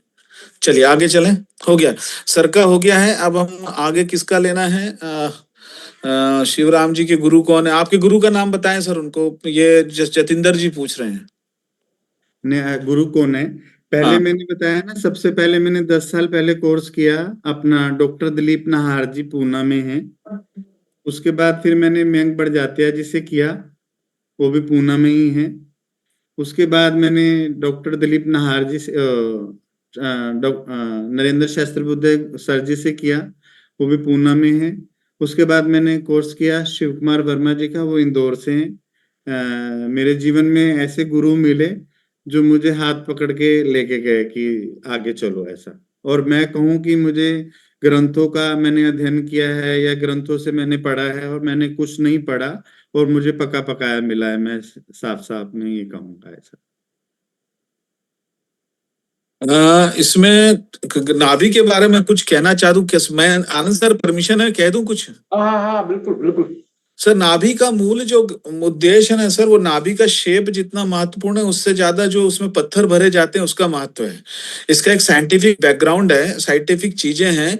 इसमें मंत्रों से ज्यादा प्रयोग उस प्रक्रिया का है जिसमें वो पत्थरों को यूज किया जाता है और उसमें विभिन्न प्रकार की चीजें डाली जाती हैं। शंकु को जो हम बेसिकली सर जिस तरीके से करते हैं मुझे तो नहीं मालूम, पर मूलतः उसकी शुद्धि बाहर ही कर दी जाती, लगभग शिवलिंग का आकार का होता है, और इसके अलग अलग साइजेस भी दी हुई हैं, वो अलग अलग पर्पस से हैं। पर एक स्टैंडर्ड साइज 18 इंच की मानी गई है, जिसमें 6 इंच चौकोर होता है और बाकी 6 इंच अष्टकोण होता है, और ऊपर का बिल्कुल गोल आकार में होता है। इसको 2 तरीके से, नारद पुराण में इसको उल्टा रखने का विधान बताया गया है और बाकी में सीधा रखने का विधान बताया गया है। ज्यादा डिटेल अगर बहुत अच्छा पढ़ना है किसको, तो आप नारद पुराण में पढ़ें, इसके बहुत अच्छे डिटेल बताए गए। और उसमें उन्होंने मूलतः, मैंने कहीं चर्चा के दौरान शायद मग्गीरवार सर ही बताया करते थे कि इसमें नर्मदा के पत्थर डाले जाए तो इसके बहुत अच्छे परिणाम होते हैं, क्योंकि नर्मदा के पत्थर की जो ग्रेविटी है वो थोड़ा डिफरेंट है, और उसका जो नर्मदा के हर पत्थर को शिवलिंग ही मानते हैं, ऐसा माने जाते हैं। मानो उसको बहुत उसका महत्व ज्यादा है। नर्मदा के जो किनारे के पत्थर है उसको जो पेबल्स बोलते हैं, उनको पेबल्स को ज्यादातर यूज, रेत तो उसमें बाद में भरने के ऊपर काम आ जाती क्योंकि हमको फिलिंग करनी पड़ती है। पर बेसिकली वो 1.5 हाथ, लगभग 2.5 हाथ खोद के उसको 1.5 हाथ का जो हम 1.5 फुट का हम शंकु रखते हैं, शंकु रखने के बाद में उसको पूरी की पूरी तरह भर दिया जाता है। पत्थर भर दिए जाते हैं चारों तरफ में, यंत्र भी नीचे रखे जाते हैं और भर के उसको बंद कर दिया जाता है। इन पत्थरों का जो लोड पड़ता है और ये पत्थर के द्वारा जो ग्रेविटी क्रिएट हो रही है, ये सेंटर ऑफ ग्रेविटी पे है, इसका महत्व है। उसके सेंटर ऑफ ग्रेविटी से जो वाइब्रेशंस, मैं इसको कभी बाद में एक्सप्लेन कर दूंगा, पर बेसिकली ये थर्मल टॉर्क जो साउथ वेस्ट और साउथ से जो थर्मल टॉर्क डेवलप हो रहे हैं, तो ये ब्रह्म स्थान पे जाने के पहले ही वो पत्थर उसको एब्जॉर्ब कर लेते हैं, और जो प्राणिक प्रवाह है, जो नॉर्थ और ईस्ट का जो करंट है, उस करंट को ये अलाउ करता है अप टू साउथ और साउथ वेस्ट तक आने के लिए, प्राण ऊर्जा को वहां तक आने की परमिशन देता है, ये रोकता है, सपोर्ट करता है। अदरवाइज वो थर्मल टॉर्क है ना, वो पूरा का पूरा प्राण ऊर्जा को खा जाता है अंदर में। जब वो करंट फ्लो करना शुरू करता है 2-3 बजे के बाद में, तो ये शंकु की जो आकृति और शंकु का विधान जो है, वो पत्थर है, वो उसको ब्लॉक करते हैं। तो इस तरीके से इसका एक वैज्ञानिक आधार है। एक आधार और है इसका, ग्रेविटेशनल सेंटर ऑफ ग्रेविटी के कारण इसमें एक वाइब्रेशन क्रिएट होता है। वो मैं कभी किसी अगली बार में एक्सप्लेन करूंगा, जो ज्यादा महत्वपूर्ण है इस टॉर्क से बचाने के अलावा। एक बात। दूसरी बात, इसको अलग अलग विधि से सर, ब्राह्मणों के लिए अलग कहा गया, क्षत्रियों के लिए अलग कहा गया, ये अलग अलग विधान जैसे दिए हुए। 24 इंच तक बनता है ये, पर एक स्टैंडर्ड साइज वैश्य के लिए अलग कहा गया है। पर मुझे लगता है कि उसको हम जाति उस उद्देश्य ना देखकर अगर प्रोफेशनली देखें तो आजकल लगभग सभी वैश्य के क्रम में है। उसी क्रम में 18 इंच का जो एक आकार लिया जाता है वो लेते हैं, उसी को डाला जाता है नाभि को।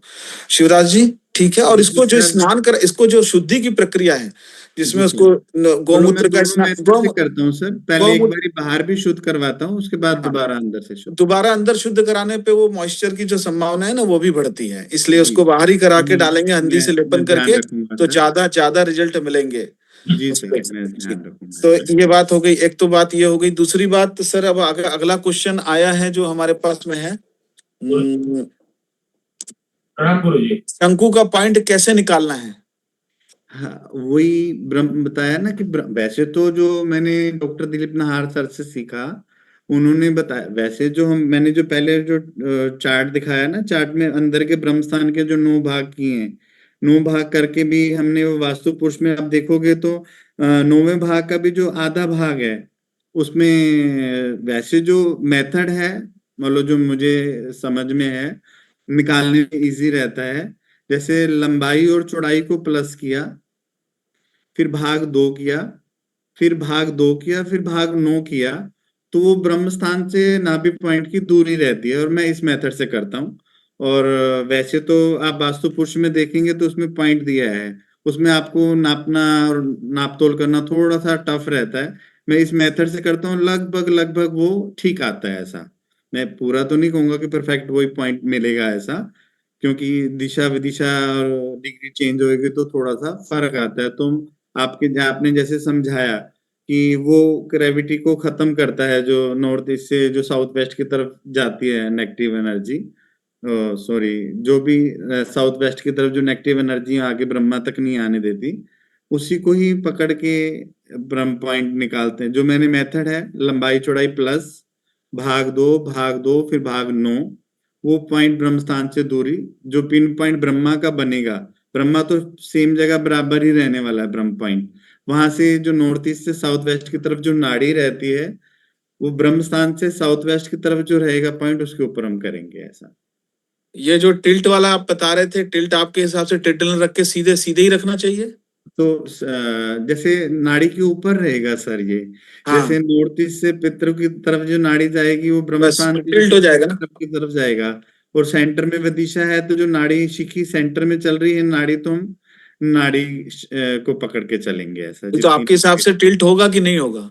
होगा ना सर जी। बस ठीक है, उतना ही पूछ रहा था। तो मैं इसको एक सरल करके करेंगे ना सर जी। हम जी इसमें एक सरल मेथड है निकालने का कि पूरी जो ग्रिड अब 9x9 की डाल लीजिए, और सेंटर पॉइंट से जो नेक्स्ट साउथ वेस्ट एक्सिस पे नेक्स्ट पॉइंट पड़ता है उस पे आप मार्क कर लें, वो आपकी नाभि होगी। सबसे सरल तरीका ये।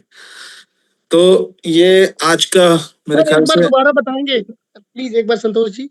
अभी जो पूछना था मुझे सुबह से त्रिपाठी, इसको जी क्या करना है, आपको 9x9 की ग्रिड डाल लीजिए, और सेंटर पॉइंट जो ब्रह्म बिंदु है, ब्रह्म बिंदु से जब एक एक्सिस बना लीजिए नॉर्थ ईस्ट से साउथ वेस्ट की, तो ब्रह्म बिंदु से जो अगला पॉइंट ग्रिड का साउथ वेस्ट की पॉइंट पे आएगा, उसको आप नाभि ले लेंगे। फोटो भी शेयर कर रहा हूं ग्रुप में, फोटो देख के शिवराम दास जी, क्या वो स्लाइड ला सकते हैं, वो वाली जिसके बारे में बता रहे हैं? इनका शायद कंफ्यूजन अभी जितेंद्र जी का क्लियर नहीं हुआ। वो जो स्लाइड क्या फिर से ला सकते हैं उसको एक बार? तो संतोष जी तो बता रहे हैं, बिल्कुल सिंपल बता रहे हैं, लेकिन वो कभी कंफ्यूजन है लोगों को। देखिए जरा एक बार लाइए इसको आप, अगर वो वही स्लाइड अगर ले आते हैं फिर से। स्लाइड मेरे को लानी है या सर ला रहे हैं सर? ये जो भी चला रहा है, जिसके पास ये कमांड कंट्रोल है, मुस्कान जी एक बारी वो जो जिसमें ब्रह्म नाभि लिखा है ना, आप जी एक बारी उसको शेयर करो। जी पर मेरे पास कंट्रोल नहीं है अभी। वो संतोष सर के जी पास है, एक बार क्वेरीज क्योंकि वहां जा रही हैं, वो संतोष सर के पास है। संतोष सर तो मैं आपको शेयर कैसे करूं, मेरे पास एक मिनट मैं भेज दे रहा हूँ। आप ही शेयर कर दीजिए ना सर, ग्रुप में डाल दी क्या फोटो? डाल दिया, हमने डाल दिया, देख लो, हमने ग्रुप में डाल दिया है। नहीं मैं मुस्कान जी को बोल रहा था, उन्होंने डाला है। सर सारी ग्रुप में पिक्चर फोटो शेयर कर दीजिए। देते हैं। हाँ जी जी कर दी, ग्रुप में शेयर कर दी। खाली ये तो वीडियो आई है, हाँ ये आ गई, ग्रुप में आ गई ना सर जी? आ गई आ गई। ये नाभि स्थान है सर। सेंटर का जो एक पार्ट है, एक जो ग्रिड है, उसके बिल्कुल साथ में लगता है, उसके साउथ वेस्ट की तरफ। जी जी शुक्रिया, थैंक यू जी। ठीक है, तो मेरे को लगता है सर आज चैट डिसेबल्ड है इसलिए मैं कुछ लिख नहीं पा रहा हूँ, तो मैं कुछ पूछना चाहता हूँ। बोलिए बोलिए। ये प्रश्न मैंने भी उठाया हुआ है और अशोक जी ने भी इसको रिप्लाई किया है। गुरु जी आपने सबसे प्रथम में कहा था कि जब हम रत्न अध्याय करते हैं तो जो यंत्र रखते हैं उसके ऊपर स्वास्तिक बना होता है, पर मेरा ये कहना है कि स्वास्तिक हमारे अष्टमंगल का एक हिस्सा है, तो उसको हम पैर के नीचे कैसे रख सकते हैं? आप इसमें कुछ रोशनी डाल सकते हैं? हम प्लेन भी हम रतन रख के कर सकते हैं, ऐसा नहीं कि आपको स्वास्तिक लगा के ही करना है। पर मेरा ये है कि जो हमने धरती माता को समर्पित कर दिया, उसके ऊपर तो धरती माता के अंदर नहीं है। आप कहो कि मैं हरिद्वार जाऊं और गंगा जी में पैर रखे बिना चला जाऊं, तो पॉसिबल है क्या? नहीं है ना। आप गंगा जी में भी तो पैर रखे ही तो अंदर जा रहे हैं ना सर। हमने जो धरती माता को समर्पित कर दिया वो माता के नीचे है, और वैसे सब चीजें माता के पास ही है, खनिज है, धातु है, स्टोन है, सब धरती में से तो निकलते हैं सर जी। और हम गंगा स्नान करते हैं, हम कहीं के बाहर बैठ के नहा लें और गंगा में पैर रख के क्यों जाएं, तो तकलीफ का विषय है ना सर जी। नहीं पर ये जो स्पेशली जो स्वास्तिक है वो अष्टमंगल माना जाता है, हमेशा नाभि के ऊपर ही रखा जाता है, तो ये मुझे बहुत ही अजीब लग रहा है कि मैं उसको जमीन में डालूं। मैंने सर जी मैंने यही चीज बोली कि मैं ये करता हूं और मुझे आज तक किसी भी यहाँ तकलीफ नहीं आई, और आप जी को लगता है कि वो तकलीफ है रखने में, मन की भावना जुड़ी हुई है, आपके भाव जुड़े हुए हैं, तो आप खाली स्टोन रख के ट्रीटमेंट कर लो। मतलब हमें लग रहा है कि वहां पे स्वास्तिक रखने से मन में देखो हम जैसे सोच बना लेंगे ना तो वैसा रिजल्ट देना शुरू कर देती है। अब मैं सोच बना लूंगा कि मेरे को स्वास्तिक रखने से तकलीफ आएगी, तो आने वाली ही है। जब मैं सोचूंगा मुझे तकलीफ नहीं आ रही, अब जैसे ब्रह्म स्थान का ही है, लोगों को मन में है कि ब्रह्म स्थान नहीं खोदना, और खोदने से तकलीफ आने वाली है, और मैंने तो कितनी जगह खोद दिया। मेरा तो आप पकड़ के चलो महीने में 5 जगह स्थान खोदता हूँ। पर आपकी भावना स्वास्तिक से जुड़ी है तो आप जी उसको छोड़ सकते हैं, या आपको जो लगता है कि यंत्र रखना चाहिए वो रख सकते हैं ऐसा। और आपको ऐसा लगता है कि कोई भी यंत्र या स्वास्तिक नहीं रखना, तो आप खाली चावल रख के आसन दे के आप स्टोन रखेंगे तो भी वो एनर्जी पावर काम करती है ऐसा। गुरु हम तो प्लेन कॉपर की प्लेट रखते हैं, उसके ऊपर कोई ड्राइंग नहीं बनाते। मैंने आनंद भारद्वाज जी से ये सवाल किया ना, तो उन्होंने कहा था कि मुझे भी काफी अजीब लगता है। जी नहीं, इसमें जो स्वास्तिक बना है वो कॉपर का ही है। अपनी भावना हमारी स्वास्तिक के प्रति ऐसी जुड़ी है कि हमें जमीन में नहीं दबाना चाहिए, तो फिर नहीं दबाएं। आप प्लेन कर रहे हैं तो आपको उसमें भी बहुत अच्छे रिजल्ट मिल रहे होंगे, क्योंकि वहां की धातु तो कॉपर हर जगह है। पहले जैसे सबसे पहले हम गोल्ड को महत्व देते थे, फिर चांदी को, फिर अब कॉपर है। कॉपर से तो कॉपर तो सोना चांदी तो डालना बड़ा टफ हो जाता है ऐसा। और जिस तरीके से धातुएं महंगी होती जा रही, तो ऐसा लगता है उसको भी डालना बंद करना पड़ेगा। हाँ, लकड़ी का बनाना पड़ेगा स्वास्तिक, तब बनेगा काम। तो सर आज के प्रश्न पूरे हो गए हैं और समय भी हमारा 9:33 हो चुका है। पूछ सकते हैं सर? 23 मिनट। नमस्कार सर। सर मैं मालूम करना चाहते हैं, जैसे हमें जो कोई मकान पहले से बना हुआ है 4-5 साल पुराना, हम उसमें ये पद्धति कर सकते हैं सर? कर सकते हैं अपने साथ। जैसे मकान 5-7 साल पुराना मकान है तो कर सकते हैं, उसमें कोई प्रॉब्लम नहीं। अपने इस ग्रुप में शर्मा जी हैं, सर जी जी उदयपुर से, जी जी उन्होंने सर ने ठीक करने के बाद पहले अपने भवन में ही किया है तोड़ के सब उसको। ठीक है सर, ठीक है। हाँ, कोई तकलीफ नहीं करना है। देखो मैंने जो बताया ना, जो ये ट्रीटमेंट है सब जमीन की एनर्जी को पॉजिटिव करने का है, ऐसा। जी जी जी लगभग सर इसमें इस ट्रीटमेंट को जैसे हम लोग करते हैं, ये सब करते हैं, तो इसमें एनर्जी उठने में कितना टाइम लग जाता है? लगभग 40 दिन तो पकड़ के चले। अच्छा सर, ठीक है सर, थैंक यू। सर एक छोटा सा आखिरी सवाल था कि जब हम बिल्डिंग बना रहे हैं तो उसमें काफी सारा लोहा यूज किया जाता है, और अभी अगर हम लोहे को जमीन के अंदर डाले या लोहे की स्ट्रिप लगा दे तो क्या मतलब हुआ? क्योंकि ऑलरेडी इतना सारा लोहा हमारी बिल्डिंग के अंदर है, मतलब ऑलरेडी हमारी बिल्डिंग बहुत सारे टुकड़ों में कटी हुई है, तो क्या हमें लोहा यूज करना चाहिए? और कोई ऑप्शन है नहीं ना सर, बिल्डिंग बनाने के लिए तो लोहा चाहिए। बिल्डिंग के लिए लोहा चाहिए, पर रेमेडीज के लिए क्या हम यूज कर सकते हैं? इसके लिए कोई भी रेमेडी के लिए? हाँ, रेमेडीज के लिए करते हैं ना, साउथ में और वेस्ट में लोहा यूज करते हैं। मतलब ये तो बिल्डिंग में पहले से इतना सारा लोहा है, तो हम थोड़ा सा और डालें के क्या फर्क पड़ने वाला है? पर फर्क है ना, जाएगा ना सर लोहा वहां पे जब आप हाँ जी। डालेंगे तो वहां पर जब लोहा डालेंगे त्रिपाठी जी, तो लोहा बढ़ जाएगा। सभी जगह बराबर डला हुआ लोहा, जब आपने एक्स्ट्रा लोहा डाला तो वहां से ज्यादा बढ़ गया, तो ज्यादा काम करेगा वहां। इसीलिए सर ने पहले बताया ना, नदी के पत्थर का भी महत्व है, ऐसे ही ऐसे लोहे का जहाँ एक्स्ट्रा बढ़ के चलेगा तो वहां उसका भी अपना रोल रहेगा। ये सर एक प्रश्न ये पूछना था, आपने जो रत्न लगाए, एक एक जगह 9 रत्न लगाए, जो आपने वो दिखाई प्लेट, सब में 9 नहीं सर, मैंने फोटो के लिए 9 रखे हैं ऐसे, आप अच्छा। एक एक भी लगा सकते हैं।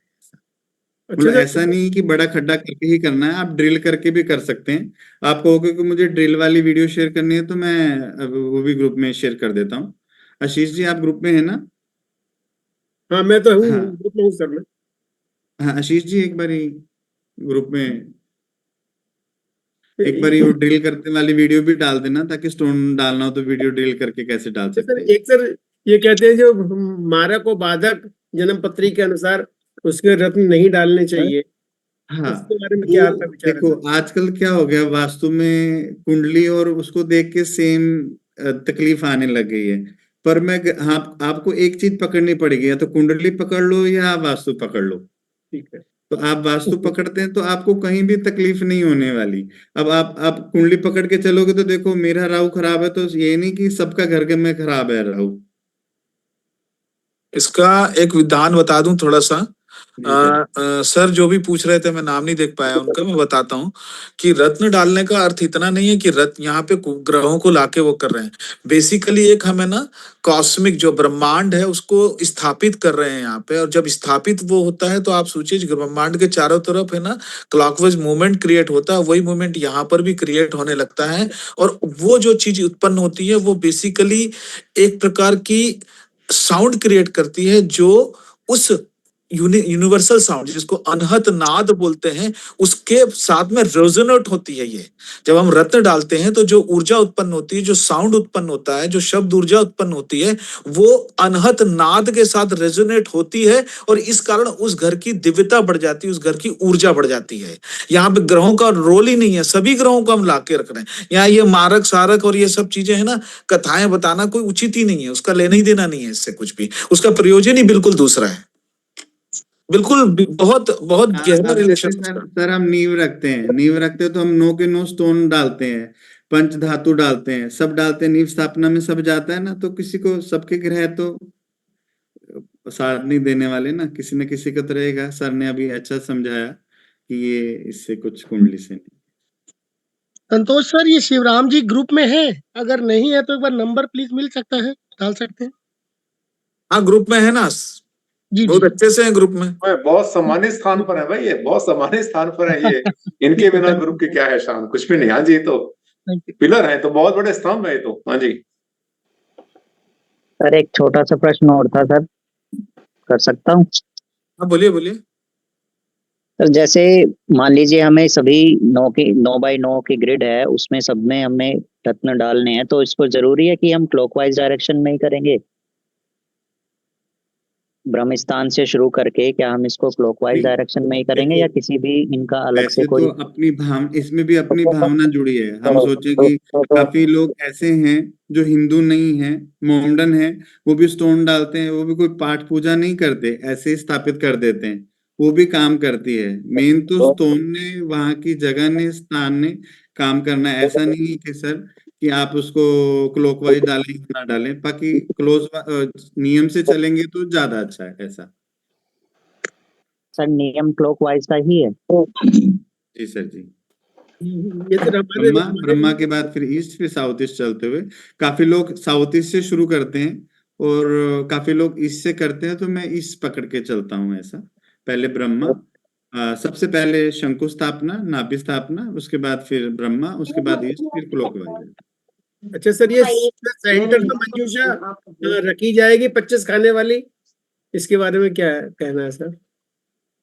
क्या कह रहे हैं सर, समझ नहीं आया। सेंटर मध्य बिंदु में ब्रह्म बिंदु पर मंजूषा की स्थापना जो 25 खाने वाली आती है, जी वो इनका सर जी इनका टॉपिक नहीं है वो, ये मंजूषा को ज्यादा प्रयोग नहीं करते हैं, इसलिए उसको छोड़ दिया जाए।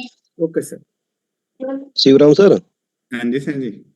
सर जो आपने अभी एक शंकु स्थापना बताई, इसमें 45 डिग्री वाला बताया था, वो जरा एक बार बता देंगे? अगर टिल्टेड प्लाट है तो, टिल्टेड प्लाट के लिए बताया था ना आपने?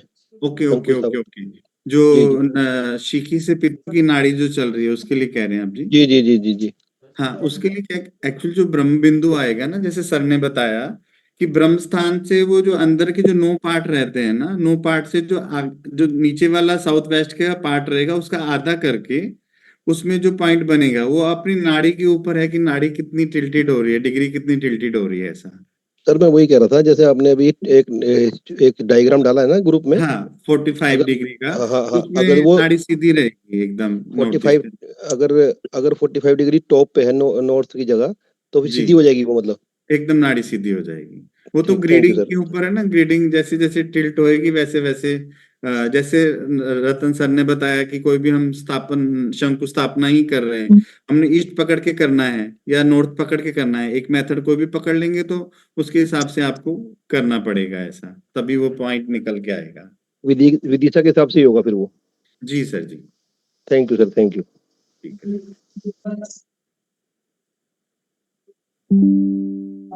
अच्छा सर, एक ये पंकज जी ने पूछा, नाभि विधि की स्थापना पहले करते हैं ब्रह्म स्थान एक्टिव करने से पहले, या कोई भी पहले कर सकते हैं? नहीं, जो मैं करता हूँ, पहले शंकु स्थापना करता हूँ, फिर ब्रह्म स्थान करता हूँ, और इसमें से वैसे कोई भी पहले कर सकते हैं, ऐसा कुछ नहीं है कि पहले नाभि करनी ब्रह्म करनी। पर मैं जो करता हूँ, जो मैंने बताया ना, मुझे पक्का पकाया मिला, जो मेरे गुरुजन करते रहे, मैं उसी को आगे फॉलो करके चलता रहा ऐसा। ठीक है, अब मेरे ख्याल से प्रश्न हो गए हैं। शिवराम जी नमस्कार। प्रणाम। मेरा प्रश्न था आपसे। जी गुरु जी।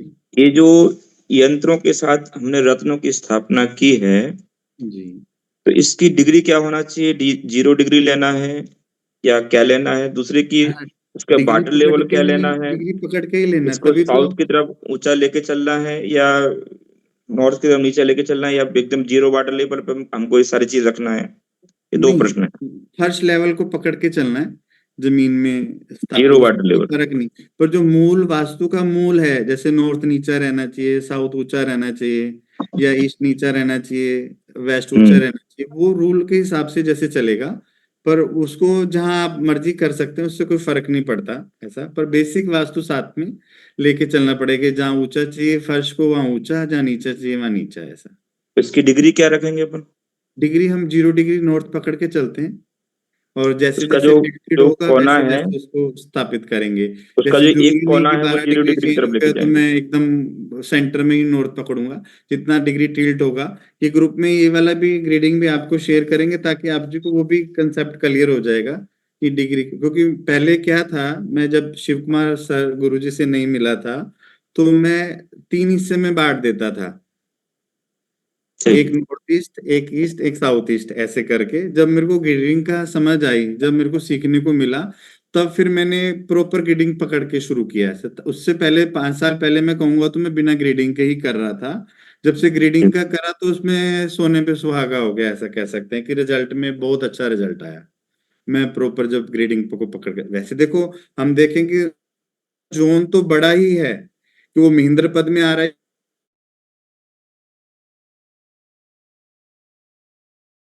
उसका अच्छा और अच्छा प्रभाव मिलता है ऐसा।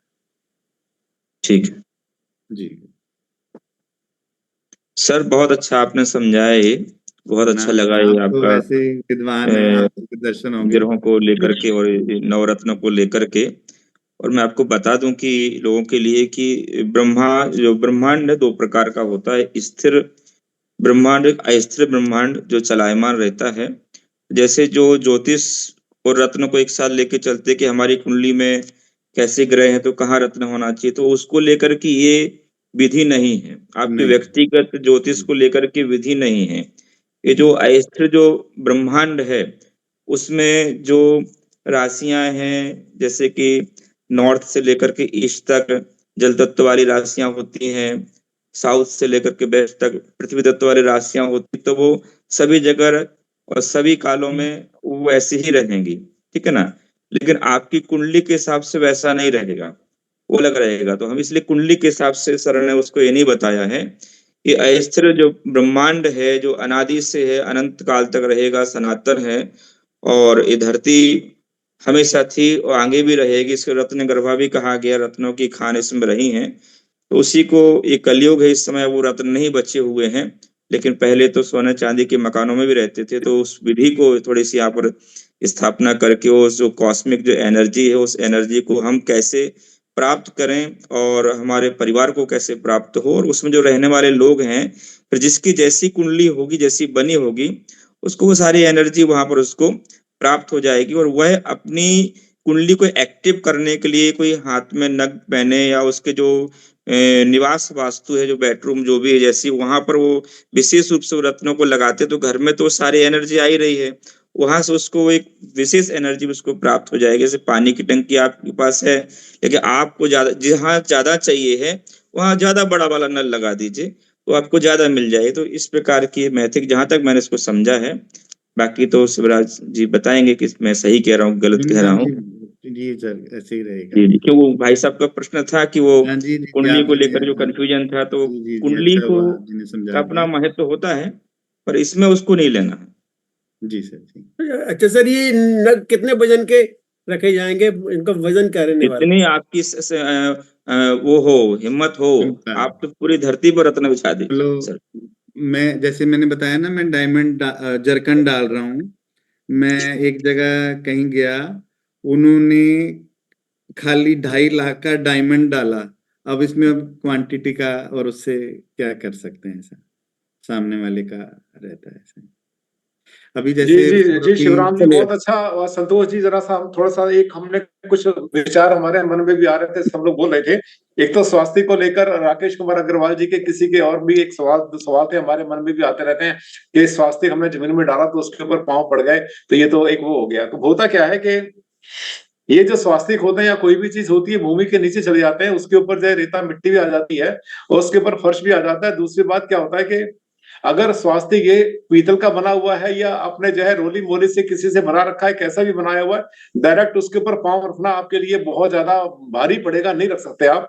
इवन अगर 1 रुपए का सिक्का जो होता है मेटल का बना हुआ, अगर नीचे पड़ा उसके ऊपर पांव आपसे कहीं रखो, इसके ऊपर नहीं रख पाएंगे, क्योंकि वहां पर हमारी भावना बहुत जबरदस्त होती है। तो जब कहते हैं ना लोग भूमि धरती माता को दे दिया और उसी के बीच में उन्हें दे दिया, तो वो विचार खत्म हो जाता है। दूसरी बात, जब हम जो है रोली से बनाते हैं किसी चीज को, हल्दी से बनाते हैं, डायरेक्ट हमने फर्श पे बनाया, उसके ऊपर अगर हम डायरेक्ट पांव रखते हैं तो वो हमारा पांव वहां चला जाता है, पांव की गंदगी आ जाती है।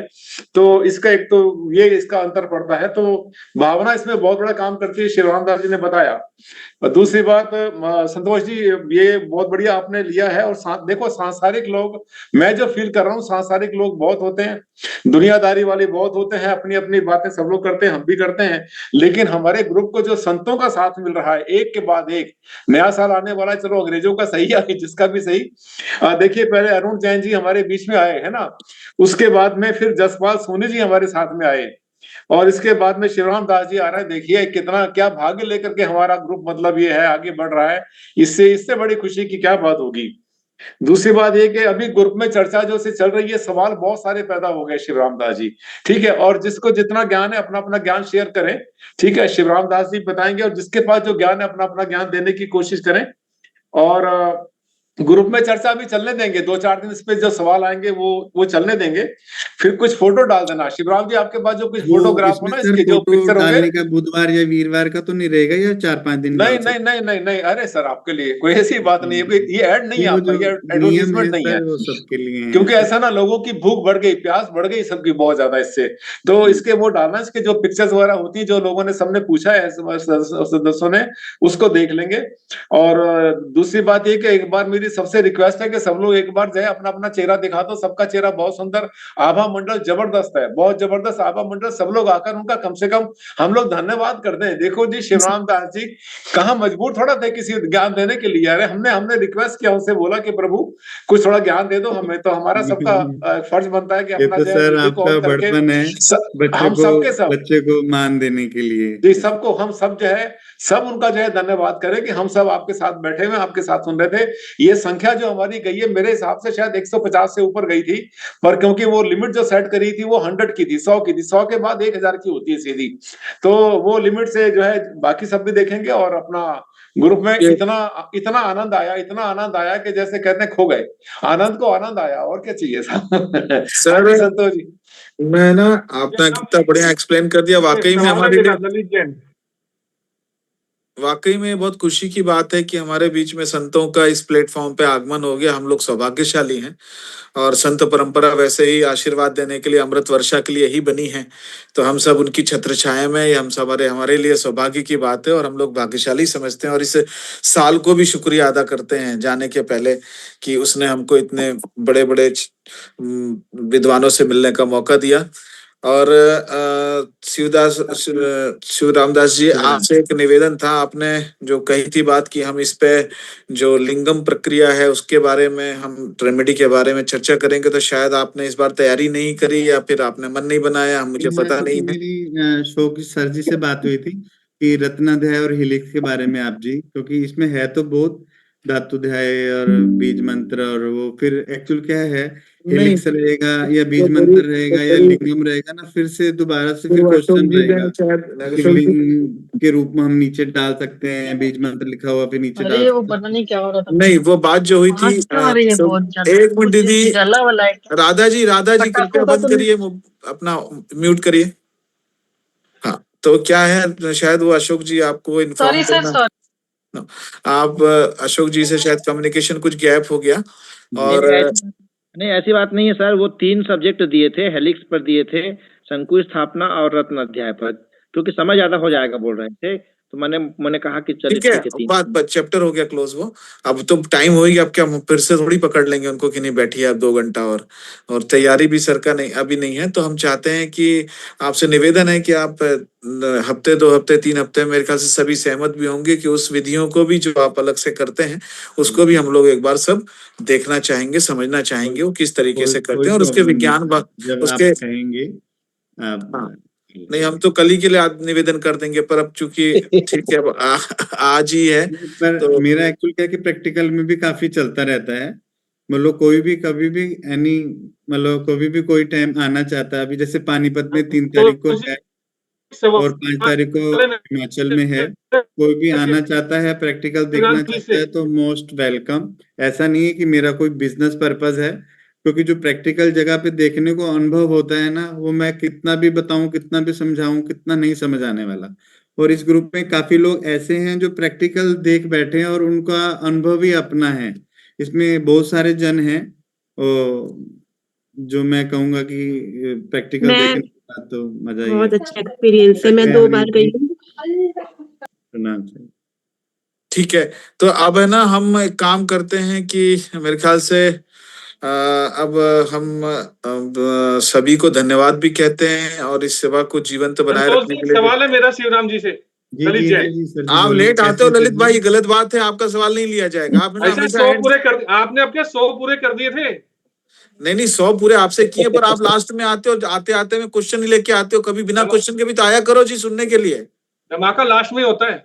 बोलिए बोलिए, प्रश्न बोलिए। श्रीराम जी नमस्कार, जय जिनेंद्र, कैसे हैं आप? नमस्कार जय जिनेंद्र, कैसे हैं सर जी? बढ़िया बढ़िया जी सर जी। जितनी ये कन्वेंशन सेशन मैंने अभी तक बहुत अच्छा लगा। जी सर और जी। ये मेरा सवाल ये है, जो भी कार्य करते हैं आप, ये टिल्टेड यानी डिग्री नॉर्थ या ईस्ट की तरफ घूमे उसके अनुसार होता है ना? जी सर, 0 से 360 डिग्री जैसे रहेगा उसके हिसाब से। नहीं, कहने का पर्पज ये है कि मतलब मतलब प्लॉट विदिशा है तो विदिशा डिग्री के अनुसार ही कार्य करना है, ना कि उसको 0 डिग्री मान के करना है। नहीं नहीं, जितनी डिग्री है उतनी, क्योंकि इसमें क्या हाँ। है कि कंफ्यूजन रहेगी, कोई कहता है लेफ्ट जाना है, कोई कहता है राइट जाना है। 0 से 360 डिग्री पकड़ के चलो, 12 डिग्री आ रहा तो 12 ले लो, ईस्ट में 90 डिग्री होता तो 12 डिग्री बढ़ा हुआ तो 102 डिग्री ले लो। संतोष जी, एकता बंसल जी कुछ बोलना चाह रही थी, वो बोलते बोलते रह गई। एकता बंसल जी कुछ अभी बोलना चाह रही थी, वो फिर बोलते बोलते रह गई, पता नहीं उनकी बात दब गई अभी। आनंद जी जरा सवाल पूरा कर लो, मैं जरा 1 मिनट। हाँ जी कर लो जी। श्रीराम जी जी सर जी। कहने का मतलब ये, इसमें डिग्री सर्वोपरि है ना कि प्लॉट सर्वोपरि है? दोनों का देखो महत्व है। आपको 0 डिग्री का प्लाट मिलता है वो सोने पे सुहागा है। जहाँ डिग्री टिल्ट होती है वहां ऑटोमेटिक एनर्जी कम हो जाती है। बिल्कुल क्योंकि बिल्कुल, क्या मतलब रहता है 0 मेन डिग्री डिग्री को है, पकड़ के ईस्ट चलना है है, अपने को। प्रॉपर ईस्ट है, नॉर्थ है, वेस्ट है। आपको वहां जहां आपने 100% ट्रीटमेंट करना पड़ता है ना, जहाँ डिग्री सीधी आ गई है ना, वहां आपको ये पकड़ के चलो कि 50% ट्रीटमेंट करना पड़ेगा, और ऑटोमेटिक उस भवन की एनर्जी बहुत पावरफुल रहेगी। जहाँ डिग्री टिल्ट नहीं है, जहाँ डिग्री टिल्ट है वहां पे थोड़ा सा हमें थोड़ा सा विशेष रूप से देख के चलना पड़ेगा। बिल्कुल जी, थैंक यू, धन्यवाद। और कोई बात है सर आपको भी क्या, मतलब आप ठीक है, चलिए अगल अलग बाद में बात कर लूंगा। ठीक है, तो मेरे ख्याल से हमारा प्रश्न उत्तरी सेशन खत्म हो चुका है, और अंतिम प्रश्न ललित जी का था। धन्यवाद आपको ललित जी, आपने धमाका किया, हम लोगों ने धमाके का जवाब भी दे दिया। अब जो सर, मैं आनंद सर अनुमति हो तो अब सभा को सर, ये कुछ अपना अशोक जी ने कुछ बोलना है, बोलना चाहते हैं, सुब्रतो जी, सुब्रतो जी, कुछ, हाँ जी कुछ बोलना है अपने, कुणाल जी कुछ बोलना है अपने। एक क्वेश्चन सर जबलपुर से, एक क्वेश्चन था सर। हाँ जी सर बोलिए। सर जी, अगर बेसमेंट है तो बेसमेंट जब बनाते हैं तो उसमें कैसे स्थापना करते हैं इसकी? हाँ सर, बेसमेंट का भी सिस्टम रहता है कि आप पूरे में रख रहे हो या कैसे? बेसमेंट तो आजकल लगभग पूरे में रहता है। वैसे तो क्या रहता है, बेसमेंट होनी वैसे तो नहीं चाहिए, जो अफेक्ट करती है। जो आप लोग जियो को मानते हैं तो पानी लेवल ऊपर आ जाता है तो जियो लेवल बढ़ जाता है, जियो स्ट्रेस बढ़ जाती है। रूल के हिसाब से तो बेसमेंट नहीं होनी चाहिए, बनी है तो पूरे में होनी चाहिए ऐसा। सर उसकी रेमेडी बताइए ना, उसकी बनी है रेमेडी। तो फिर ट्रीटमेंट में आजकल तो सर तकलीफ वो नहीं है। गवर्नमेंट का रूल हो गया कि बेसमेंट बनाना। हाँ, तो फिर जहां उसका रेमेडी का बताइए ना सर। जोन आएगा, चाहे नीचे है या ऊपर है, उसको आप उसी हिसाब से एक्टिवेट करेंगे। आपको लग रहा है कि नीचे जमीन में बेसमेंट नहीं मिल रहा, तो आप फ्लोर लेवल पे कर लो ना। फ्लोर लेवल पे तो आपको पूरी जमीन मिलेगी ना, तो आप उसकी वहां की एनर्जी बढ़ा लो, क्योंकि वहां पर गड्ढा कहाँ कर पाएंगे सर? वहां पर गड्ढा नहीं कर पाएंगे। नहीं, फ्लोर में ऑटोमेटिक रहता है ना, लेंटर लेवल के उसमें खड्डा रहता है। मैं नहीं सर, आपको ये नाभि के लिए की पूछ रहे हैं। ट्रीटमेंट नाभि करते के हुए लिए की वीडियो डालता हूँ, शंकु के लिए, शंकु के लिए पूछ रहे हैं, शंकु के लिए पूछ रहे हैं। शंकु नहीं, सॉरी सर, शंकु नहीं, सॉरी, मैं रत्ना पे पहुंच गया था। शंकु नहीं, का तो शंकु पे जमीन में ही रहेगा, पर वो उसमें भी रूल एक नहीं लगेगा, काफी लगेंगे कि ब्रह्मा बिगड़ तो नहीं रहा, आप जिसको पकड़ के चल रहे हो, आप प्रॉपर ब्रह्म स्थान निकाल पा रहे हो कि नहीं निकाल पा रहे। पर मेथड तो वही रहेगा, पूरे प्लॉट को पकड़ के चलना पड़ेगा, जहाँ ऊंचा नीचा है तो उस हिसाब से ब्रह्मा तो वही रहने वाला है। ये जो शंकु स्थापना है ये बेसमेंट में भी यूं की यूं रहेगी जैसी रहती है? रहेगी, सेम ही रहेगी, पर पॉइंट ठीक होना चाहिए करने का ऐसा। ओके, आप सवाल उस पर ले लेंगे, ग्रुप पर ले लेंगे, मेरे ख्याल समय काफी हो गया। अभी हाँ, सवाल समय तो काफी हो गया। अभी हम लोग धीरे धीरे प्रस्थान का और कोशिश करें तो अच्छा है। हाँ जी और अशोक जी, हाँ सुब्रतो जी, हाँ बताइए, बोलिए। हाँ हाँ हाँ हाँ, आज तो हमारा है जो 2025 का आखिरी वेबिनार था और सफलतम हुआ है रत्न अध्याय लेके। तो आने वाले समय जो 2026 आने वाला है, तो इसमें भी हम लोगों को सबके साथ मिले, और हमारे वास्तु सांसद ग्रुप के तरफ से सभी को अग्रिम शुभकामनाएं 2026 के लिए। ताकि हमारा जो साथ रहे, सबका साथ बने रहे और सबका साथ एक साथ चलते रहे। बहुत अच्छा सेशन रहा और भारद्वाज साहब ने जो हमारा साथ किया और जिस प्रकार से हमको अप्रिशिएट किया, हम भारद्वाज सर के बहुत बहुत आभारी हैं कि हमको उनके साथ सानिध्य में सीखने को मिल रहा है। और हम तो अभिभूत हैं कि वो हमको हाथ पकड़ के, जैसे श्रीराम सर ने कहा कि जैसे हाथ पकड़ के, वैसे हमको हाथ पकड़ के ले जा रहे हैं। और ये ग्रुप दिन ब दिन उत्तरोत्तर प्रगति करती रहे और ये सब आप लोगों का सहयोग चाहिए ऐसे। और ऐसे आज तो कम से कम 150 से ऊपर पहुंच गए थे, लेकिन हमारी चूंकि संख्या, चूंकि हमारा जो कैपेसिटी है वो 100 तक थी, इसीलिए हम लोग आगे माने इसमें ज्यादा नहीं ले सके। अगले बार हम देखेंगे, कोशिश करेंगे और आप सबका ऐसे ही सहयोग बना रहे हमारे वास्तु संसार ग्रुप पर। बस यही हम सब की कामना है। मैं सभी विद्वान जनों को फिर से प्रणाम और सभी का धन्यवाद, और सबने इतना प्रेम दिया बच्चे को। सबको जय सिया राम। अंत में एक बार मैं सबकी तरफ से बहुत बहुत धन्यवाद देता हूँ शिव रामदास जी आपको। आपने इतनी शालीनता से, सज्जनता से, जिस क्रम में आप हैं साधुवाद की, साधु प्रक्रिया में, संन्यास प्रक्रिया में, उसके जो मौलिक गुण है शांति, वो आपके चेहरे पे हमको देखने को मिलती है। आपका तेजस चेहरे पे देखने को मिलता है। आप गंभीरता से हमारे प्रश्नों का जवाब देते रहे बिना इरिटेट हुए, उसके लिए आपको बहुत बहुत धन्यवाद। हमको हर बार कुछ न कुछ सीखने मिलता है। हर बार कोई आते हैं और उनकी विद्वता से, उनके व्यक्तित्व से हम सभी को कुछ सीखने मिलता है। वास्तु तो एक पार्ट हो जाता है, क्योंकि वास्तु एक आजीविका है, एक गुण है, पर हमारे अंदर में कोई स्वभाव में परिवर्तन ला सके, ये यदि हमको सीखने मिलता है तो उस सेशन को मैं बेस्ट सेशन में से एक मानता हूं। तो आज एक अरुण जी के और कई सेशन थे जिनमें हम उनके व्यक्तित्व से प्रभावित हुए, उनमें से आप भी एक हैं। और डेफिनेटली आप भारद्वाज सर के मार्गदर्शन में हम लोग सभी इस ग्रुप को चला रहे हैं, ग्रुप चल रहा है। और सबसे बड़ी बात है, जिस पर्पस के लिए वास्तु संसार नाम रखा गया है, तो वास्तु ये ज्ञान का संसार है और यहाँ पर हम लगातार ज्ञान वर्षा होती है हर इतवार को, और हम लोग उसका आनंद लेते हैं, उससे हम लोग लाभान्वित होते हैं। ये साल पिछले लगभग 6 महीने हो गए सेशंस को चलते हुए, 6-8 महीने लगभग ग्रुप को बने हुए हो गए, और इस बीच में 0 से लेके 700-800 की जर्नी हो चुकी है। और इसमें अच्छे अच्छे देश के हमारे विद्वान हैं, ऐसे भी लोग हैं जिन्होंने अपने आप को केवल अपने ज्ञान को अपने तक रखा है, उसको बहुत प्रचारित नहीं किया है, पर उनसे सभी लोग लाभान्वित हो रहे हैं और उनका गहन अध्ययन है, व्यवहारिक भी और शास्त्रीय अध्ययन भी है। तो इस प्रकार के जो मैच हैं, और उसमें वैदिक वास्तु का हम लोग जो चाह रहे थे कि ये ग्रुप जो वैदिक वास्तु को लेके आगे बढ़े, ताकि हमारी वेद परंपरा कोई छोटी मोटी परंपरा नहीं है, पिछले 5000 सालों से चलती हुई ज्ञान की परंपराएं हैं, और इसमें विभिन्न प्रकार के प्रयोग होते रहे हैं, और होने के बाद में फिर अंततः सबने वैदिक वास्तु को ही महत्व दी है। वैदिक वास्तु निर्माण की प्रक्रिया का जो अंकन करता है, वो एक शरीर यात्रा के लिए नहीं, वो कई शरीर यात्राओं तक की यात्रा कराने की ताकत रखता है, क्योंकि आपके चित्त पे जो चित्र कल्पित होते हैं वो आपके मूल संस्कार के रूप में परिवर्तित हो जाते हैं, और वो संस्कार यदि उच्च चेतना के वातावरण से तैयार होंगे तो वो आपके उच्च संस्कारों की तरफ आपको अगले जन्मों में प्रेरित करेंगे, नहीं तो आपको निम्न चेतना पे रहेंगे तो निम्न चेतना के तल पर आपको रखेंगे भी, और आपको निम्न स्तर पर प्रेरित भी करेंगे। अगले आने वाले जन्मों में भी आप उस प्रकार की प्रक्रिया में भागीदारी करेंगे। तो एक इतना बड़ा ज्ञान जो हमारे पास उपलब्ध है, वैदिक ज्ञान, मैं किसी और परंपरा का विरोध तो नहीं करता, पर हम भारत देश की भूमि पर हैं, और भारत देश की भूमि पर खिला हुआ जो फूल था उसको छोड़कर हम मुरझाए हुए फूलों के, देश विदेशों के, अन्य विदेशों की मुरझाए हुए फूलों को लाकर अपने भवन के देवता को अर्पित करें, ये मुझे व्यक्तिगत रूप से स्वीकार नहीं होता। तो मैं इस वैदिक वास्तु का हम लोग सेवा कर पा रहे हैं, इस बात के लिए आप सब जुड़ते हैं और हम सब करते हैं, एक साथ हम आराधना कर रहे हैं एक तरीके से वास्तु की, वैदिक वास्तु की हम आराधना करें। इस आराधना में साल भर का साथ रहा, इतना उत्तम साथ रहा, इतना सुंदर साथ रहा, और हम सब मैं व्यक्तिगत रूप से ग्रुप की तरफ से, जो वास्तु संसार और सभी एडमिन्स की तरफ से सभी मित्रों को, सदस्यों को बहुत बहुत धन्यवाद देता रहूं कि आप सभी के उत्साह और स्नेह से ही ये यहाँ तक पहुंचा है। आगे भी अगले वर्ष में इसकी सूक्ष्मता को, इसकी गूढ़ता को वास्तु की और हम बढ़ाएंगे, और सामने का अवसर मिला तो जरूर सब लोग अपने अपने शेयर करके सबका ज्ञान आपस में बढ़ाएंगे।